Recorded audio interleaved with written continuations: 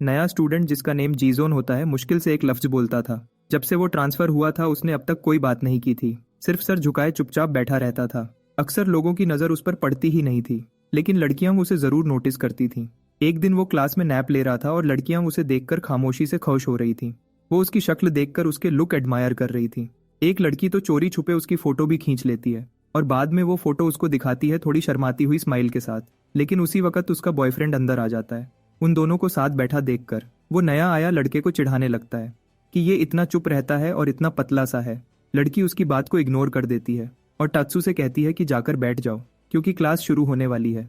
उस दिन art period में सब खामोशी थी, लेकिन टात्सू ने देखा कि उसकी गर्लफ्रेंड फिर से नए लड़के को हाथ से फैनिंग कर रही थी और टात्सू को देखकर भी उसने पलट कर नहीं देखा। वो जीजोन के बिल्कुल पास जाकर बैठ गई। इसी वजह से टात्सू का ध्यान अपने गेम से हट गया और अगले ही पल में एक बॉल उसके चेहरे पर जोर से लगी। पहले तो वो हंसकर इग्नोर कर देता है, लेकिन फिर जीजोन और उस लड़की की तरफ एक ठंडी नजर दौड़ाता है। गेम के बाद तत्सू ने गुस्सा निकालकर उस बच्चे का सिर शेव्ड कर दिया जिसकी बॉल ने उसको मारा था, क्योंकि वो किसी को ये मौका नहीं देता कि उसकी इंसल्ट सबके सामने हो। और इत्तेफाका से वही जगह थी जहां जीजोन स्नैक्स के बाद आकर बैठता था, इसलिए उसने सब कुछ देख लिया। ये देखकर तत्सू ने धमकी दी कि जीजी को भी यही हेयर कट दे दूंगा, लेकिन एमसी ने एक लफ्ज नहीं बोला, सिर्फ चैन से उसकी तरफ देखकर खड़ा रहा। तत्सू जितना कोशिश करता रहा वो उसकी आंखों में डरा हुआ रिएक्शन नहीं ला पाया। आखिर में वो पीछे हट गया और कहने लगा कि वो बस लड़कियों की टेंशन से बचने के लिए कुछ नहीं करेगा। उस रात जब जीजोन घर जा रहा था, दो स्टूडेंट्स उसके पास आए और बोले कि लड़की का बॉयफ्रेंड उससे मिलना चाहता है। वो दोनों उसे ले गए और कहा चलो वो बुलाता है। जीजोन जब वहां पहुंचा तो बॉयफ्रेंड ने उसको लड़की का फोन दिखाया जिसका वॉलपेपर वो चोरी से ली हुई जीजोन की फोटो थी। लड़की ने बात को हल्की करके दिखाया कि ये कोई बड़ी बात नहीं है और जीजोन से कहा कि बस चला जा। ये सुनते ही बॉयफ्रेंड पागल हो गया और अचानक उसने उसको जोर से थप्पड़ मारा। वो जमीन पे गिर गई। वो चिल्लाकर पूछता है कि तुम उसकी साइड क्यों ले रही हो, मेरी नहीं। और लड़की हिम्मत से जवाब देती है कि तुम बॉयफ्रेंड कहलाते हो पर रोज पार्टी में दूसरी लड़कियों के साथ घूमते हो। गुस्से में आकर उसने लड़की को पेट में लात मारी और जैसे ही वो फिर से हाथ उठाने लगता है, जीजोन बीच में आकर उसका हाथ रोक लेता है। बॉयफ्रेंड पूरी ताकत से जीजोन को मुक्का मारता है, पर जीजोन पर इसका कोई असर नहीं होता। जब वो दोबारा अटैक करने आता है, जीजोन एक पल में साइड हो जाता है और एक इतना जबरदस्त मुक्का देता है कि वो सीधा जमीन पे गिरकर बेहोश जैसा हो जाता है। आसपास खड़े सब लोग खामोश हो जाते हैं। दूसरे बुली लड़के जीजोन पे झपट पड़ते हैं, लेकिन वो उन सबको एक एक करके गिरा देता है। फिर वो बॉयफ्रेंड की तरफ पलट कर जाता है और उसको बार बार मारना शुरू कर देता है।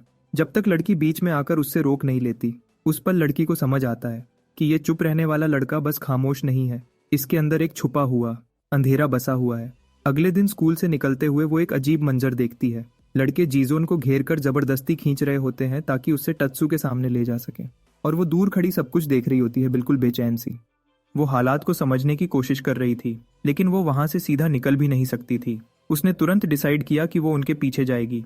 अपना छाता को जोर से पकड़कर वो दौड़ती हुई मोड़ की तरफ भागी और एक छोटी सी जगह में छुपकर देखने लगी। वहां से हल्का सा झांक कर उसने देखा कि जीजोन सब लड़कों को मुक्के और लातों से मार रहा था। वो बिल्कुल एक अनकंट्रोल जानवर जैसा लग रहा था और लड़के चीख रहे थे कि बस करो। आर्यम बिल्कुल जम गई थी उस खौफनाक मंजर को देखकर। जब वो लड़का वहां से निकल रहा था, वो अभी भी पूरे हादसे से हिला हुआ था। वो उस जगह से गुजरा जहां लड़की अपने छाते के नीचे छुपकर बैठी थी। दोनों की नजरें कुछ पल के लिए टकरा गईं। लड़की ने उसे अपने छाते के नीचे आने का ऑफर दिया, लेकिन जीजोन ने उसकी तरफ देखकर पीछे मुड़ गया और चला गया, पूरी तरह बारिश में भीगता हुआ। अगली सुबह स्कूल में बच्चों ने सबसे पहले टात्सू के ना आने को नोटिस किया, लेकिन वो आम बात थी। जीजोन का ना आना सबको ज्यादा हैरान कर गया। येना की दोस्त उदास थी, उसे लग रहा था कि जीजोन के बगैर सब कुछ खाली लग रहा है। जब वो उसके बारे में बात कर रही थी थोड़ी दूर, वो लड़का जिसने जीजोन को बुलीज को पीटते हुए देखा था, एक आदमी को सब कुछ सुना रहा था। आदमी ये सुनकर कि टत्सू को मार पड़ी है और वो हॉस्पिटल में है, बहुत हैरान हुआ। उसने लड़के से पूछा कि उसका दोस्त कैसा है। लड़का बोला कि टत्सू को चेहरे की हड्डी टूटने की वजह से काफी दिन हॉस्पिटल रहना पड़ेगा और वो किसी से मिलना नहीं चाहता क्योंकि उसे शर्म आ रही है। उसने ये भी बताया कि 4 लोग जख्मी हुए हैं। फिर आदमी ने पूछा कि आखिर वो कौन हो सकता है जो टत्सू को ताकत में हरा दे। लड़के ने बताया कि वो एक लड़का है जिसका नाम जीजन है, एक ट्रांसफर स्टूडेंट जो बोलता नहीं, इसलिए कोई उसे ठीक से जानता भी नहीं। आदमी को यह सुनकर और ज्यादा बुरा लगा कि 4 लोग एक अननोन लड़के से हार गए। उस आदमी के एक मैन ने उस लड़के को गर्दन से पकड़ लिया और पूछा कि क्या वो जानबूझकर दूर रहा। लड़के ने जवाब दिया कि बस इसलिए आगे नहीं आया क्योंकि 5 लोग एक के सामने थे जो उसे अनफेयर लग रहा था, इसलिए वो बीच में नहीं पड़ा। हेंचमैन ने उसको दीवार से टकरा दिया, जबकि जो शायद उन सबका बॉस लग रहा था उसने पूछा कि जीजोन को कौन से स्कूल से ट्रांसफर किया गया था। लड़के ने जवाब दिया कि किसी को नहीं पता क्योंकि जीजोन कभी बोलता ही नहीं था, असल में एक लफ्ज भी नहीं। मोटे आदमी ने उस लड़के को थप्पड़ मारा और उसे निकम्मा कहा। फिर उसने पूछा कि क्या जीजोन में कोई खास बात है, कोई निशानी जिससे वो तुरंत पहचाना जा सके। लड़का थोड़ा शर्मा गया और बोला कि जीजोन इतना हैंडसम है कि लड़कियां उस पर आसानी से फिदा हो जाती हैं। मॉडल जैसी स्टाइल रखता है और लगता है कि अमीर भी है। जैसे उसने कहा, वो बहुत ही अमीर बंदा लगता था, बहुत ही अमीर। लड़का उसकी पर्सनैलिटी और चार्म के बारे में और बताता गया। मोटे आदमी ने फिर उसे थप्पड़ मार दिया और पूछा, क्या तुम उस लड़के से प्यार करते हो? इस बीच बॉस बस ये समझना चाह रहा था कि ये खामोश और अजीब सा ट्रांसफर स्टूडेंट जीजोन असल में कौन है। एक फाइटर जिसका चेहरा इतना अट्रैक्टिव था कि आजकल में ये बहुत रेयर चीज थी। वो आदमी खुद सोच में डूब गया कि जीजोन कितना अट्रैक्टिव लगता है। अगली सुबह स्कूल में अपने नॉर्मल रूटीन के साथ जीजोन लॉकर्स की तरफ गया ताकि अपनी चीजें रख सके। वही लड़का वहां उसको देख रहा था। उसे ऑर्डर मिला था कि वो पता लगाए कि जीजोन कैसा इंसान है। बॉस की गुस्से भरी नजर देखकर वो सिर्फ हाँ कर बैठा कि ठीक है, वो उसकी जासूसी करेगा। लेकिन जब काम करने का वक्त आया तो उसे अफसोस हुआ कि वो इस मुश्किल में फंस गया है। जीजोन ने अपना लॉकर खोला, जो बिल्कुल खाली था। अंदर रखा फोन वाइब्रेट करने लगा, मैसेजेस आ रहे थे। उसने फोन उठाया और टेक्स्ट चेक किए। मैसेजेस में कांग्रेचुलेशन थी और लिखा था कि उसे ये फोन फ्री में मिला है। ये पुराना फोन था लेकिन एक्सटॉक चल रहा था और सामने वाला शख्स उसकी कोई भी बात सुनने को रेडी होगा, जो भी बात जीजोन के दिल में हो सकती थी। फिर उसने इधर उधर देखा कि कोई उसे देख रहा हो, लेकिन उसे कोई नजर नहीं आया। दोनों लोग जो छुपकर देख रहे थे वो उसे दिखाई नहीं दिए। किसी लड़की ने जीजोन को ये फोन दिया था और वो खुद भी इस बात से थोड़ी घबराई हुई लग रही थी। लेकिन जीजोन ने जैसे उसकी जेस्चर को इंपॉर्टेंस ही नहीं दी। उसने बस फोन वापस रख दिया लॉकर के ऊपर और बिल्कुल शांत तरीके से वहां से चला गया। वो लड़का जो उसको देख रहा था तुरंत बढ़कर उस फोन को उठा लेता है जो जीजोन वहां छोड़कर चला गया था। फोन को पकड़कर वो चेक करने लगा कि ये कैसा डिवाइस है और क्या ये अनलॉक है। और फिर अचानक किसी ने उसके पीछे से जोर का धक्का दिया, जिससे लड़का जमीन पर गिर गया। जो लड़की उसे धक्का देकर भागी थी वो फोन उठाती है और भाग निकलती है। लड़का जमीन पर ही पड़ा रह गया। वो सोच रहा था कि ये क्या हुआ और ये लड़की कौन थी। इस बदतमीजी पर वो चिढ़ गया और सोचने लगा कि आजकल बुलीज इतने तेज और गंदे क्यों हो गए हैं। दूसरी तरफ यूना को बता रही थी कि उसकी आंटी के पूडल ने पपीज दिए हैं और वो उनमें से एक अडॉप्ट करने वाली है, लेकिन उसका फादर मना कर रहा है। लेकिन उसने देखा कि याना बिल्कुल ध्यान नहीं दे रही थी। वो फिर से सोच में डूबी हुई थी। उसने पूछा, क्या तुम जीजोन की चिंता कर रही हो क्योंकि आज दूसरा दिन है, वो क्लास में नहीं आया? आगे देखते ही उसने जीजोन को देख लिया। वहीं पर वो खड़ा था, सीधी पोस्चर के साथ और बिल्कुल बेजान सी नजर के साथ। याना ने उसे आते देखा तो वो एकदम जम सी गई।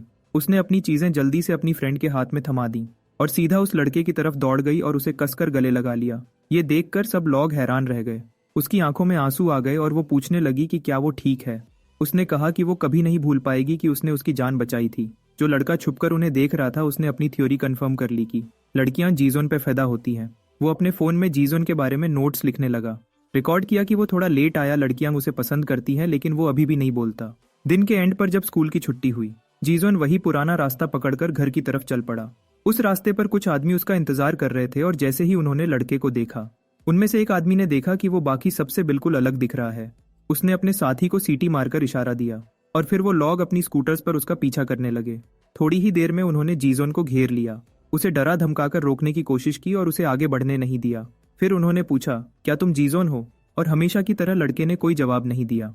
उसकी ये खामोशी ही साबित कर गई कि वही लड़का वो लोग ढूंढ रहे थे। फिर एक आदमी ने ऑर्डर दिया कि बाइक पर बैठ जाओ। वो कह रहा था कि वो उसे लेने आया है। उसने जीजोन से पूछा, क्या तुमने कभी कैंग दो इल का नाम सुना है? आदमी ने बताया कि कैंग दो इल देसियो टेक्निकल हाई स्कूल का स्टूडेंट था और सेकेंड ईयर में एंटर होते ही एक लेजेंड बन गया था। वो स्कूल के टॉप 3 में आता था और स्कूल में कोई भी ऐसा नहीं था जो उसे ना जानता हो। आखिर डेसियो एक अलग ही लेवल था जीजोन के स्कूल से। जीजोन का स्कूल तो सिर्फ पढ़ाकू बच्चों के मिलने का पॉइंट जैसा था। उसने कहा कि कैंग उससे मिलना चाहता है और बिल्कुल गारंटी दी कि डरने की कोई बात नहीं है, क्योंकि फिलहाल तो ये सिर्फ एक इन्विटेशन है और वो नहीं मारेगा। फिर भी जीजोन बिल्कुल नहीं हिला। तभी उनका गुस्सा बढ़ गया और वो चीखने लगे कि बाइक पर बैठ जाओ। फिर एक बदमाश ने उसके बैकपैक को पकड़ा और धमकाकर पूछा, क्या तुम बाइक पर तब बैठना पसंद करोगे जब हम तुम्हारी चलने की ताकत ही तोड़ देंगे? इसलिए तुम अभी बैठ जाओ जो हम तमीज से बोल रहे हैं। लेकिन जीजोन ने बस अपना बैकपैक छोड़ दिया और बिल्कुल आराम से चल दिया। इस बात ने अटैकर्स को और भी गुस्सा दिलाया और वो तुरंत उसके पीछे भाग पड़े। लड़का पहले ही एक पतली गली में घुस गया। उनमें से एक आदमी ने उसके पीछे घुसने की कोशिश की, लेकिन उसने मोड़ मिस कर दिया और सीधा दीवार से टकरा गया। दूसरा आदमी उसका पीछा करना जारी रखता है और एक बहुत बड़ी सी सीढ़ी भी उसको नहीं रोक पाती। वो मोटरसाइकिल को सीढ़ियों पर चढ़ाकर उसका पीछा करता रहा। जब वो जीजोन को सीढ़ियों के बीच में पकड़ने वाला था तो लड़के ने सिर्फ एक ट्रैश बैग को पैर से उछाला और सीधा मोटरसाइकिल वाले पे फेंक दिया। इससे वो सीढ़ियों से उलटकर नीचे लुढ़क गया। मोटरसाइकिल भी साथ ही नीचे गिर गई और जाकर उस दूसरे बदमाश पर ही गिर गई जो अभी अभी अपनी दीवार वाली टक्कर से वापस आया था। उसने आंखों के सामने मोटरसाइकिल को सीढ़ियों से गिरते देखा। एक बदमाश ने हैरान होकर दूसरे से पूछा, ये तुमने क्या कर दिया? दोनों जल्दी से उठकर भागे ताकि जीजोन को पकड़ सकें, जो अब दूर निकल रहा था। उन्होंने देखा कि वो एक और पतली गली में मुड़ गया और वो भी स्पीड बढ़ाकर उसके पीछे दौड़े। लेकिन जब वो उस मोड़ पे पहुंचे जहां जीजोन ने टर्न लिया था, तो उनके सामने एक और बड़ी सीढ़ी आ गई। सीढ़ी के आधे रास्ते में उन्होंने एक भागता हुआ लड़का देखा, और ये कि जब उन्होंने उसे पकड़कर पलटा दिया तो पता चला कि वो कोई और लड़का था, वो वही नहीं था जिसका वो पीछा कर रहे थे। इस बात ने उनको और भी ज्यादा गुस्सा दिला दिया। फिर वो लोग अपना गुस्सा उस अनजान लड़के पर उतारने लगे, सिर्फ इसलिए क्योंकि वो गलत वक्त पर वहां आ गया था। जब वो गालियां दे रहे थे और उसको मार रहे थे तो जीजोन छत से उनको देख रहा था और फिर बिना किसी को पता चले वहां से चला गया। थग्स के बेस पर वापस आने पर एक आदमी ने रिपोर्ट दी कि वो जीजोन को पकड़ नहीं पाए। छोटे मिजाज का मोटा आदमी उन्हें जलील कर रहा था और लात मार रहा था।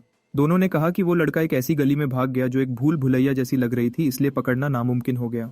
बॉस कैंग-दो कह रहा था कि उसकी बेचैनी हर पल बढ़ रही है। उसने सुंगमिन से पूछा कि क्या उसने जीजोन के बारे में कुछ मालूम किया। सुंगमिन ने फोन देकर कहा कि जितना हो सका उतना इन्वेस्टिगेट किया। कैंग-दो ने सिर्फ 3 मालूमात पढ़ी जो सुंगमिन ने लिखी थी, और गुस्से में बोला, ये तुम इन्वेस्टिगेशन कहते हो। मोटे आदमी ने सुंगमिन को बाकी 3 के साथ जमीन पर लेटने को कहा।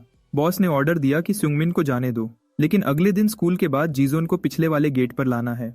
उसने सुंगमिन से पूछा, क्या तुम ये काम कर सकते हो? फिर उसने डाइशेक को जिम्मेदारी दी कि लड़के को पकड़ना उसका काम है, और कहा कि उसे अगले दिन जीजोन से मिलना जरूरी है। मोटा आदमी ऑर्डर मान गया, जबकि सुंगमिन ज्यादा शौक में था क्योंकि वो और गहरा फंस रहा था। अगले दिन सुबह सुबह सुंगमिन 2 सोडा बॉटल खरीद रहा था जब उसका दोस्त आया और पूछा, एक मेरे लिए है क्या? सुंगमिन ने मना कर दिया और बोला, नहीं, कोई रीजन नहीं। फिर उसके दोस्त ने पूछा, फिर ये ड्रिंक किसके लिए है?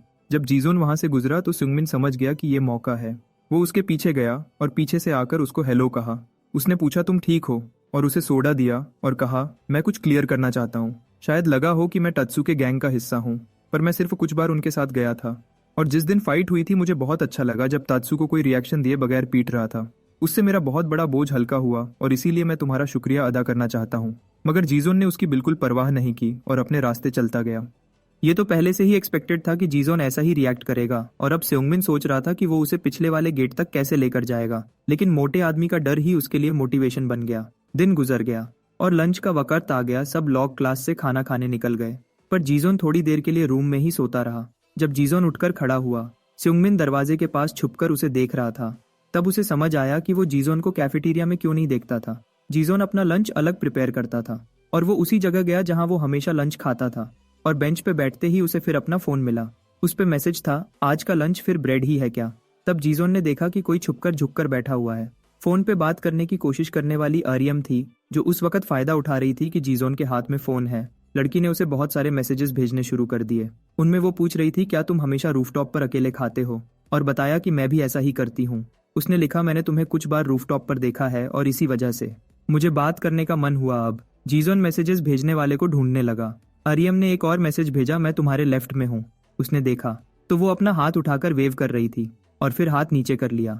मैसेज में उसने लिखा, अभी भी मेरे लिए लोगों का सामना करना आसान नहीं है। उसने कहा, सुना है तुम बात नहीं करते और ये बात मैं भी शेयर करती हूँ। फिर मैसेज में पूछा, तुम्हारी खामोशी की वजह क्या है? जब जीजोन जवाब लिखने ही लगा था, तब अचानक कोई जोर से चिल्लाता हुआ वहां आ गया। वो सुंगमिन था, जो दिखावा कर रहा था कि उसका वहां होना बस एक कोइंसिडेंस है।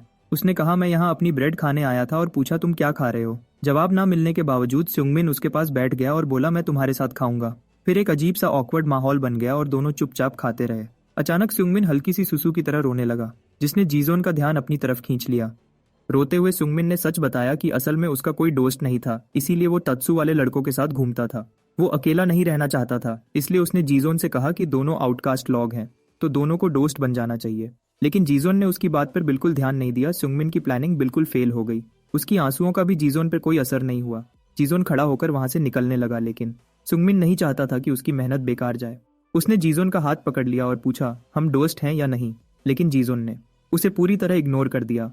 वो सीधा चल दिया और सुंगमिन को वहां अकेला छोड़ दिया, जो अभी भी जवाब का इंतजार कर रहा था। थोड़ी देर बाद जब छुट्टी का वक्त करीब था, डेशिक ने सुंगमिन को मैसेज भेजा पूछते हुए कि वो कहाँ है और जीजोन को अब तक क्यों नहीं लाया। टीचर क्लास ऑफ कर रहा था और सुंगमिन घबरा गया कि अब वो ये क्या करेगा। फिर वो हारा नहीं और दोबारा जीजोन को ढूंढने निकल पड़ा। उसे जीजोन कहीं नजर नहीं आया और वो और ज्यादा परेशान हो गया, सोचकर कि शायद जीजोन पहले ही जा चुका होगा। जब वो 5th क्लासरूम में पहुंचा तो पहले तो जीजोन दिखाई नहीं दिया, लेकिन फिर उसने देखा कि जीजोन विंडो के सामने बैठा हुआ था और बाहर की हरकतें देख रहा था। ऐसा लग रहा था जैसे वो किसी कमर्शियल का मॉडल बनकर पोज दे रहा हो। देशिक के मैसेजेस और आ गए। पूछ रहा था और कितना टाइम लगेगा। ये सब देखकर सुंगमिन को जल्दी करनी पड़ी। सुंगमिन ने जीजोन को आवाज देकर बात करने के लिए बुलाया।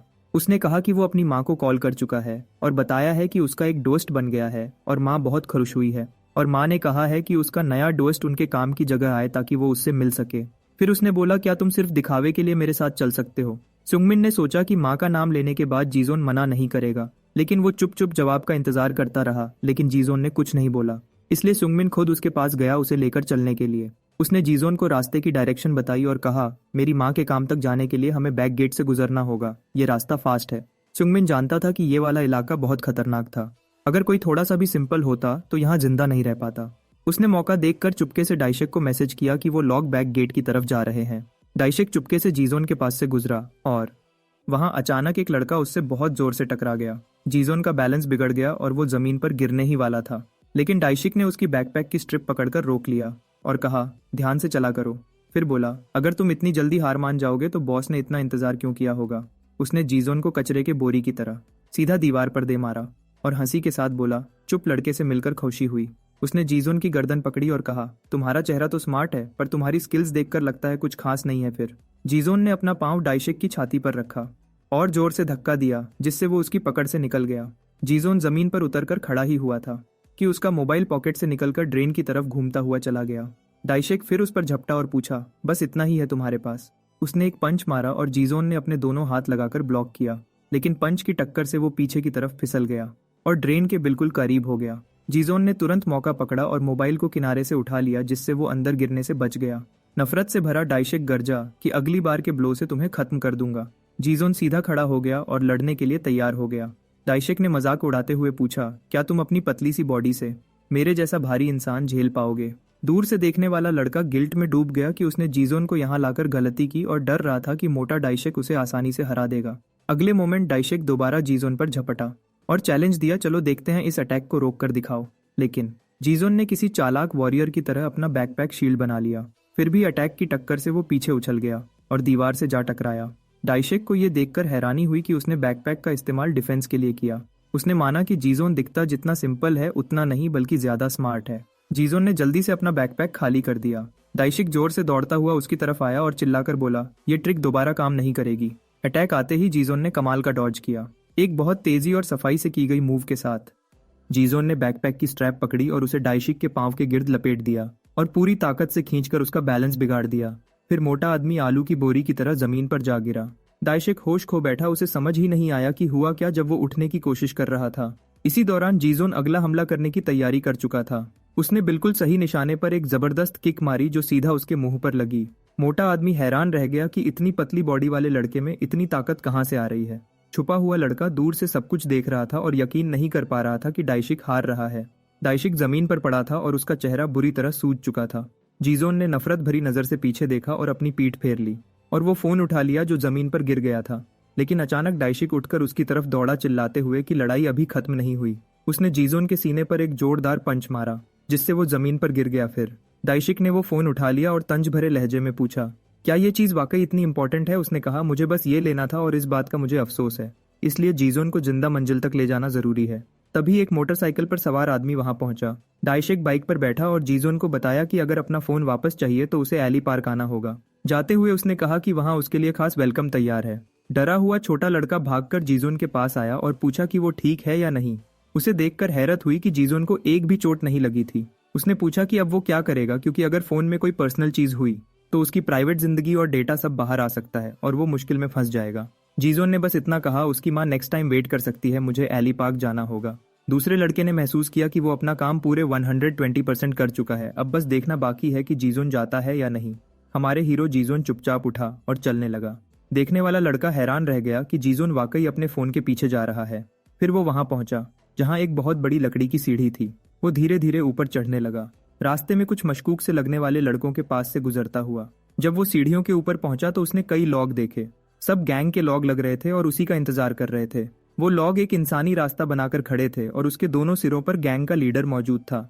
लीडर खुशी से भर गया जब उसने देखा कि जीजोन वहां आ चुका है। उसके चेहरे पर एक्साइटमेंट साफ नजर आ रही थी। जीजोन का फोन दिखाते हुए लीडर ने पूछा, क्या तुम इसी के लिए आए हो? जीजोन बिना कुछ कहे सीधा उस आदमी की तरफ बढ़ा फोन लेने के लिए। लीडर ने कहा, मुझे इस फोन में कोई खास चीज नहीं मिली ना, नंबर ना कॉल हिस्ट्री, बस कुछ मैसेजेस थे एक लड़की के जो उसे देख रही थी। इतनी छोटी सी चीज के लिए इतनी दूर आने पर लीडर हैरान हुआ और पूछा, इसका असल मतलब क्या है। जीजोन उसके सामने रुक गया और हाथ आगे बढ़ाकर अपना फोन मांगा। बॉस ने पूछा, क्या ये गर्लफ्रेंड है या कुछ शुरू होने वाला है? ये कहानी मुझे काफी इंटरेस्टिंग लग रही है। बेचैनी में लीडर ने कहा कि उसने कुछ चीजें जल्दी में मूव कर दी हैं। इसी दौरान कहीं और आर्यम को कुछ मैसेजेस मिल रहे थे। वो मैसेज उसी नंबर से आए जो जीजोन ने उसे दिया था। मैसेज में लिखा था कि वो एली पार्क आए और वादा था कि अगर वो आई तो वो उसकी गर्लफ्रेंड बन जाएगी। अगर वो मैसेज पढ़कर वहां पहुंचती तो ये जीजोन के लिए उसकी गहरी फीलिंग्स का प्रूफ होगा। बॉस हंसकर बोला, अगर जीजोन और वो लड़की कपल बन गए तो बाद में मुझे मीठा खिलाना। जीजोन ने एक लफ्ज भी नहीं कहा, बस अपना हाथ आगे बढ़ाए रखा फोन का इंतजार करता रहा। अटैकर ने पूछा, क्या तुम वाकई ये चाहते हो? और बोला कि उसके आदमियों को उसे यहाँ लाने में काफी मुश्किल हुई। वो बदनाम तत्सु हमेशा ही बहुत लापरवाह रहा है। बॉस ने कहा कि एक ना एक दिन वो जरूर मुसीबत में फंसेगा, लेकिन फिर भी वो प्राइमरी स्कूल में उसका क्लासमेट था। फिर उसने पूछा, क्या तुम अंजाम का सामना करने के लिए तैयार हो? लड़का चुप रहा, जिससे बॉस के चेहरे पर मुस्कुराहट आ गई उसकी खामोशी और हिम्मत देखकर। बॉस ने वादा किया, अगर तुम मेरे आदमियों का सामना कर गए तो फोन वापस कर दूंगा। उसने समझाया, तत्सु से मुकाबला करके तुम पावर की लड़ाई में घुस चुके हो और अब मैं देखना चाहता हूँ तुम क्या कर सकते हो। तुरंत सबसे भारी बड़े वाला आदमी बदले की आग में आगे बढ़ा। उसने पंच मारा, लेकिन लड़के ने आसानी से साइड होकर बचा लिया। इससे मोटा अटैकर और ज्यादा गुस्से में आ गया और उसने बाकी सबको चीख कर कहा कि लड़के पर पंचेस बरसाओ। फिर सारे अटैकर लड़के की तरफ टूट पड़े। जीजोन बचने में एक्सपर्ट होने के बावजूद पलटकर एक भी वार नहीं कर रहा था। वो सिर्फ बीच में उनके हाथ पकड़कर हमलों को रोक रहा था। अटैकर्स की तादाद इतनी ज्यादा थी कि कुछ वार लड़के पर लग ही गए, फिर भी उसने अपना चेहरा बचाए रखा। वो लड़खड़ाया और एक अटैकर के पांव के पास गिर गया। वो आदमी तुरंत आगे बढ़ा और जीजोन के चेहरे पर एक बिल्कुल ठीक निशाने वाला पंच मारा। गिरने के बाद बाकी लोगों ने मौका देखकर उस पर लातों की बारिश शुरू कर दी। बॉस बस खामोशी से लड़के को सबके हाथों बुरी तरह पिटते हुए देखता रहा। वो सोचता रहा कि लड़का सिर्फ बचाव क्यों कर रहा है, पलटकर वार क्यों नहीं करता। उसने अंदाजा लगाया कि शायद लड़के को पावर और हायरार्की की लड़ाई में कोई दिलचस्पी नहीं। बॉस के पास खड़े एक आदमी ने कहा, इतनी पिटाई के बावजूद ये बदनाम लड़का एक चीख भी नहीं निकाल रहा क्या ये बोलने के बजाय अपनी जान कुर्बान करना पसंद करता है? इस रवैये ने बॉस के इन्वेस्टिगेशन और बढ़ा दिया। वो जीजोन की आवाज सुनना चाहता था। फिर बॉस जोर से बोला, जो भी इस लड़के से चीख निकलवा देगा उसे limited edition Nike air Jordan मिलेगी। इस ऐलान ने गैंग के लड़कों को और ज्यादा जुनूनी बना दिया। लगातार वॉर होने लगे और जीजोन भी सिर्फ खुद को बचाता रहा। तब बॉस दहाड़ कर बोला, जीजोन, अपनी असल सलाहियत दिखाओ और साबित करो कि तुम वाकई एक रेयर चीज हो। इसी लम्हे डाइशेक सामने आया और बाकियों को पीछे हटने का इशारा किया। उसने लड़के को लात मारी और तंजिया अंदाज में पूछा, वो ताकत कहाँ गई जो अभी दिखा रहे थे? इस पर प्रोटैगनिस्ट जमीन पर गिर पड़ा। उसका चेहरा बुरी तरह बिगड़ चुका था। मौका देखकर एक अटैकर ने जमीन से एक बड़ा पत्थर उठा लिया। बॉस को देखकर उसने कहा कि वो इस जलील को चीखने पर मजबूर कर देगा। उसने कहा कि उसे जीजोन का चेहरा कभी पसंद नहीं आया और आज सब हिसाब बराबर हो जाएगा। लेकिन बॉस ने बीच में आकर उसका हाथ लात से मारा और पत्थर गिरा दिया। बॉस ने कहा, क्या तुम इतनी गिरी हुई हरकत करके मरना चाहते हो? बॉस ने जीजोन को शर्ट से पकड़कर ऊपर उठाया और अपने फेस के बराबर लाया। उसने पूछा, तुम्हें मार खाना इतना क्यों पसंद है? तुम क्या छुपा रहे हो? उसने कहा, जब तक तुम अपनी असल कीमत साबित नहीं करते ये सब रुकने वाला नहीं। वो लड़का जिसने जीजोन को धोखा दिया था छुपकर सब कुछ देख रहा था। जैसे उम्मीद थी, ये गैंग तत्सु की गैंग से काफी ज्यादा डेंजरस निकली। सोचते सोचते उसकी नजर आर्यम पर पड़ी जो उस जगह की तरफ आ रही थी। इसी वक्त गैंग बॉस के हाथ में पकड़ा फोन वाइब्रेट हुआ। मैसेज पढ़ा तो लिखा था, जीजोन को छोड़ दो। बॉस ने तुरंत इधर उधर देखा भेजने वाले को ढूंढने के लिए और उसकी नजर उस लड़की पर जाकर रुकी जो फोन हाथ में लिए खड़ी थी। बॉस ने जीजोन से कहा कि शायद अब उसे लड़ने का जज्बा मिल जाए क्योंकि उसकी पॉसिबल गर्लफ्रेंड यहाँ आ गई है। उसने दोबारा कहा, शायद अब तुम लड़ने का मोटिवेशन ढूंढ लो क्योंकि तुम्हारी होने वाली गर्लफ्रेंड यहीं खड़ी है। बॉस ने हल्की सी गर्दन हिलाकर अपने एक आदमी को लड़की की तरफ बढ़ने का इशारा किया और फोन हिलाकर जोर से बोला, इधर आओ। जबकि लड़की फोन पर एक और मैसेज टाइप कर रही थी। एक बदमाश साइड से उसके पास आ गया। उसने लड़की का बाजू पकड़ा और उसकी ब्यूटी देखकर इम्प्रेस्ड हो गया। फिर लड़की ने बाजू खींचने की कोशिश की, लेकिन उसने और जोर से पकड़ लिया और गुस्से से पूछा, तुम्हें लगता है तुम कहाँ जा रही हो? जो लड़का दूर दरख्त के पीछे छुपा हुआ ये सब देख रहा था, अपनी पसंदीदा लड़की को इस हालत में देखकर बुरी तरह डर गया, मगर वो फिर भी हिल नहीं सका। बदमाश लड़की को घसीटकर ग्रुप के करीब लाया और बोला कि इसे अपने छोटे बॉयफ्रेंड का चेहरा देखना चाहिए। फिर उसने लड़की को गैंग बॉस के हवाले कर दिया। आर्यम और जीजोन कुछ लम्हों तक एक दूसरे को देखते रहे, उन छोटी छोटी मुलाकातों को याद करते हुए जो कभी हुई थीं। लड़की का बाजू जख्मी था और वो बुरी तरह से डरी हुई लग रही थी। उसकी मौजूदगी ने उन लोगों को भी हैरान कर दिया। मोटे आदमी ने पूछा, क्या तुम यहाँ इस बदमाश की गर्लफ्रेंड बनने आई हो? उसने तंजिया लहजे में कहा कि लड़का अभी थोड़ा बिजी है और इसे सबका सिखाया जा रहा है। लड़की ने फोन पे मैसेज लिखकर वाजह किया कि वो सिर्फ दोस्त है और फिर से उसे छोड़ देने की रिक्वेस्ट की। उसने लिखा, वो सिर्फ दोस्त है, इसे छोड़ दो। बॉस ने फिर सवाल किया कि वो जुबान से बात क्यों नहीं कर रही। और फिर उसका नाम पूछा। जब कोई जवाब ना मिला तो उसने दोनों के दरमियान एक चीज नोट की, खामोशी, और सब लोग हंसने लगे कि ये दोनों सिर्फ मैसेजेस से बात करते हैं और अजीब हैं। बॉस ने कहा, फर्क नहीं पड़ता कौन क्या करे, लेकिन जो इन दोनों से बात निकलवाएगा उसे इनाम मिलेगा। मोटे आदमी ने पूछा, क्या लड़की भी इनाम में शामिल है? और बॉस ने हाँ कह दिया। तुरंत गुंडे लड़की के गिर्द जमा हो गए और उसे तंग करना शुरू कर दिया। कहने लगे, जब ये बोलती नहीं तो मना भी नहीं करेगी, और कुछ ने उसके बाजू पकड़ लिए जबकि कुछ उसके बाल खींचने लगे। जीजोन बस खामोशी से ये मंजर देखता रहा। बॉस ने पूछा, अब तुम क्या करोगे? क्या अब भी इसी तरह रुके रहोगे? इसी दौरान गुंडे लड़की को और तंग करते रहे। एक ने उसका चेहरा पकड़कर पूछा, तुम बोलती क्यों नहीं?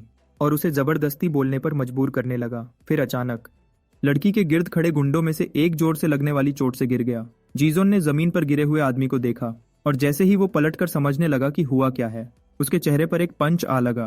कैप पहने हुए आदमी ने चीखकर पूछा, तुम समझते क्या हो अपने आप को? मगर अगले ही लम्हे उसके चेहरे पर भी एक जबरदस्त पंच पड़ा और वो बिना हरकत किए जमीन पर गिर गया और बिल्कुल बेहोश हो गया। ये देखकर बॉस के जिस्म में गुस्सा भर गया। उसे समझ आ गया कि जीजोन अब वाकई लड़ रहा है। जीजोन ने लड़की के पास से तमाम हमलावरों को धक्का देकर हटा दिया और बाकी पर टूट पड़ा। लड़की ये सब देखकर बुरी तरह से सहमी हुई वहीं खड़ी रही। पूरा गैंग एक साथ होकर अब जीजोन का मुकाबला करने आया। कुछ ने उस पर पंचेस बरसाना शुरू कर दिए। जीजोन ने एक को टांग से पकड़ा और उसे घुमाकर बाकी गुंडों पर फेंक दिया। इसी दौरान एक और आदमी छलांग मारकर उसे पकड़ने आया। जीजोन ने तुरंत उसके बालों से पकड़ा और स्टिल उसके फेस पर पंचेस मारता गया। एक गैंग मेंबर ने लात मारने की कोशिश की लेकिन जीजोन बच गया। उसने उस आदमी की टांग पकड़ी और उसे जमीन पर गिरा दिया। तब मोटा आदमी गुस्से में चीखता हुआ दौड़ता हुआ आया, कहने लगा, अब मैं तुम लोगों को खत्म कर दूंगा। ये डाइशेक था। इसी वक्त जिस आदमी की टांग फंसी हुई थी वो चीखने लगा कि जीजोन उसे छोड़ दे। जीजोन ने सीधी उसके जबड़े पर किक मारी और उसे बेहोश कर दिया। फिर वो आगे बढ़ा और सीधा डाइशिक के मुकाबले के लिए तैयार हो गया। डाइशिक के पंच को डॉज करते हुए जीजोन ने उसकी टांग पर पांव रख दिया और ये अपना वजन जमा करके सीधा डाइशिक के मुंह पर दे मारा। जीजोन यही नहीं रुका, उसने एक और किक सीधी के और उसके मुंह पर दे दी। बॉस का जुनून और बढ़ गया। उसे महसूस हुआ कि ये लड़का वाकई बहुत रेयर चीज है। इसी दौरान जीजोन और डाइशिक के दरमियान लड़ाई और भयानक होती चली गई। डाइशिक ने पूरी ताकत से जीजोन को पकड़ लिया। उसके दांत पहले ही टूट चुके थे। दोबारा पिटने पर वो इंतहाई गुस्से में था।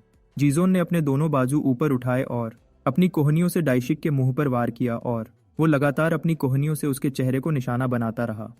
जीजोन के लगातार वारों से डाइशिक के और दांत टूट गए और वो पूरी तरह बेहोश होकर गिर पड़ा। वहां मौजूद हर शख्स हैरत में जम गया। किसी ने भी ये उम्मीद नहीं की थी कि डाइशिक गिर सकता है। जीजोन की पूरी गैंग के खिलाफ लड़ाई अभी भी जारी थी। पंच और किक्स के बीच उसके तमाम दुश्मन एक एक करके गिरते चले गए। इस सब के दौरान गैंग लीडर सिर्फ खड़ा देखता रहा। इस लड़के की एबिलिटी उसे अपनी सोच से भी ज्यादा इंटरेस्टिंग लग रही थी। तब एक गैंग मेंबर ने आर्यम को गर्दन से पकड़ लिया ताकि जीजोन अपने साथियों पर हमला रोक दे। ये देखकर जीजोन के जहन में उसके माजी की एक तस्वीर उभर आई। एक कैप पहने हुई औरत जो एक आदमी के कब्जे में थी और चीख कर उससे मदद मांग रही थी। इस याद के साथ जीजोन का गुस्सा और भड़क उठा और वो उनकी तरफ चल पड़ा, जबकि हमलावर चीख कर उसे करीब आने से मना कर रहा था। इसी वक्त एक और आदमी ने पीछे से उस पर हमला करना चाहा, लेकिन जीजोन ने सिर्फ एक एल्बो से उसे जमीन पर गिरा दिया। वो पूरी स्पीड से आगे बढ़ा और सीधा उस आदमी की तरफ लपका जो आर्यम को पकड़े हुए था। आदमी डर के मारे चीखने लगा। जीजोन के खौफ से उसकी आवाज कांप रही थी, मगर उसकी चीख मुंह पर पड़ने वाले एक पंच से रुक गई। जब वो जमीन पर गिरा, जीजोन रुका नहीं और उस पर लगातार हमला करता रहा। उस आदमी पर पंच बरसाता चला गया। तब गैंग लीडर आगे आया और जीजोन को रुकने का हुक्म दिया। उसने कहा, अपना सेलफोन वापस ले लो, तुम इसके हकदार हो। फिर बॉस ने जीजोन को अपनी टीम ज्वाइन करने की दावत दी, कहते हुए कि वो अपनी चाही हुई चीज छोड़ना बर्दाश्त नहीं करता। जीजोन गुस्से से भरा हुआ हमला आवर से हटकर सीधा गैंग लीडर की तरफ चल पड़ा। बॉस घबरा गया और पूछा कि जीजोन क्या कर रहा है अब जब लड़ाई खत्म हो चुकी है। उसने फिर रुकने को कहा और पूछा कि उस नजर का मतलब क्या है। जीजोन ने बॉस की बात इग्नोर की और पंच मारने के लिए आगे बढ़ा, मगर बॉस ने तुरंत फाइटिंग स्टांस ले ली और उसके पंच को डॉज कर दिया। जीजोन हैरत में रह गया। बॉस ने सीधा उसकी ठोड़ी पर पंच मारा और उसे पीछे की तरफ उछाल दिया। जीजोन जमीन पर गिर गया, लगभग बेहोश हो गया। बॉस ने सिर्फ इतना कहा कि उसने पहले ही उसे रुकने का कहा था। लड़का जमीन पर बिल्कुल बेहरकत और खामोश पड़ा रहा। गैंग लीडर ने कहा कि वो अपनी ऑफर पर अच्छे से सोचे और वो चला गया, ये कहते हुए कि वो जवाब लेने वापस आएगा। बॉस ने उसे आखिरी बार देखा और फिर उसका सेलफोन उसकी तरफ फेंक दिया। उसने अपनी पूरी क्रू को वहां से निकलने का इशारा किया और सब के सब तुरंत उसके पीछे चल पड़े। सीढ़ियां उतरते हुए मोटा आदमी बोल पड़ा, ये गूंगा बास्टर्ड कौन था? उसने पूछा, क्या बॉस वाकई उस गूंगे को रिक्रूट करेगा? और फिर कहा, उसकी घूमती हुई आंखें देखकर डर लग रहा था। गैंग लीडर खुद उस पंच के बारे में सोच रहा था जो उसने जीजोन से डॉज किया था, लेकिन लड़के ने एक पल में रिएक्शन दिया था और उसे हल्का सा छू भी लिया था। उस लड़के में मौका पहचानने की नेचुरल एबिलिटी थी। जो उसके हाई स्किल लेवल को जाहिर करती थी, और इसी बात ने उसे अपनी गैंग में लाने की उसकी चाहत और बढ़ा दी। इस दौरान जीजोन और अरियम वही मौजूद रहे। जीजोन बेंच पर बैठ गया, लंबी और सख्त लड़ाई के बाद पूरी तरह थक चुका था। अरियम उसकी हालत देखकर बहुत परेशान थी। अचानक वो पीछे मुड़ी और भाग गई। इसी वक्त जीजोन का फोन वाइब्रेट हुआ, नए मैसेजेस आने लगे। लड़की ने लिखा था कि वो दवा लेने गई है और थोड़ी देर में वापस आ जाएगी। जीजोन को याद आया कि उसकी वजह से लड़की किस खतरनाक सूरत हाल में फंस गई थी। वो कुछ देर तक गहरी सोच में डूबा रहा। फिर उसने फोन बेंच पर रखा और वहां से चला गया। दूर से छुपकर देखने वाला लड़का जीजोन से बहुत डर गया था। उसका मानना था कि अगर लड़ाई शुरू से 1-on-1 होती तो जीजोन सबको हरा देता।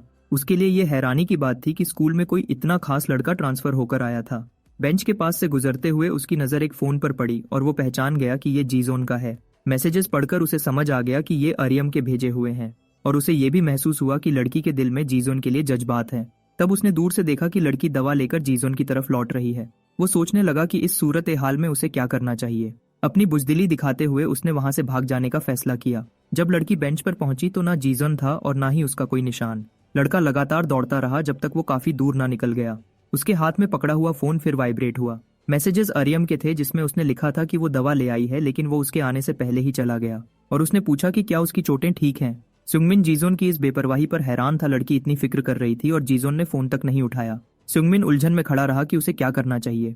लड़की लगातार मैसेजेस भेज रही थी, अपना नाम और अपनी क्लास बता रही। उसने मदद के लिए शुक्रिया अदा किया और पूछा कि क्या अब धीरे धीरे बात हो सकती है। सुंगमिन बहुत ज्यादा उलझन में था। वो सोच रहा था जवाब दे या मैसेजेस को इग्नोर कर दे। वो ये भी सोचने लगा क्या वो थोड़ी देर के लिए खुद को जीजोन बनाकर रिप्लाई करे।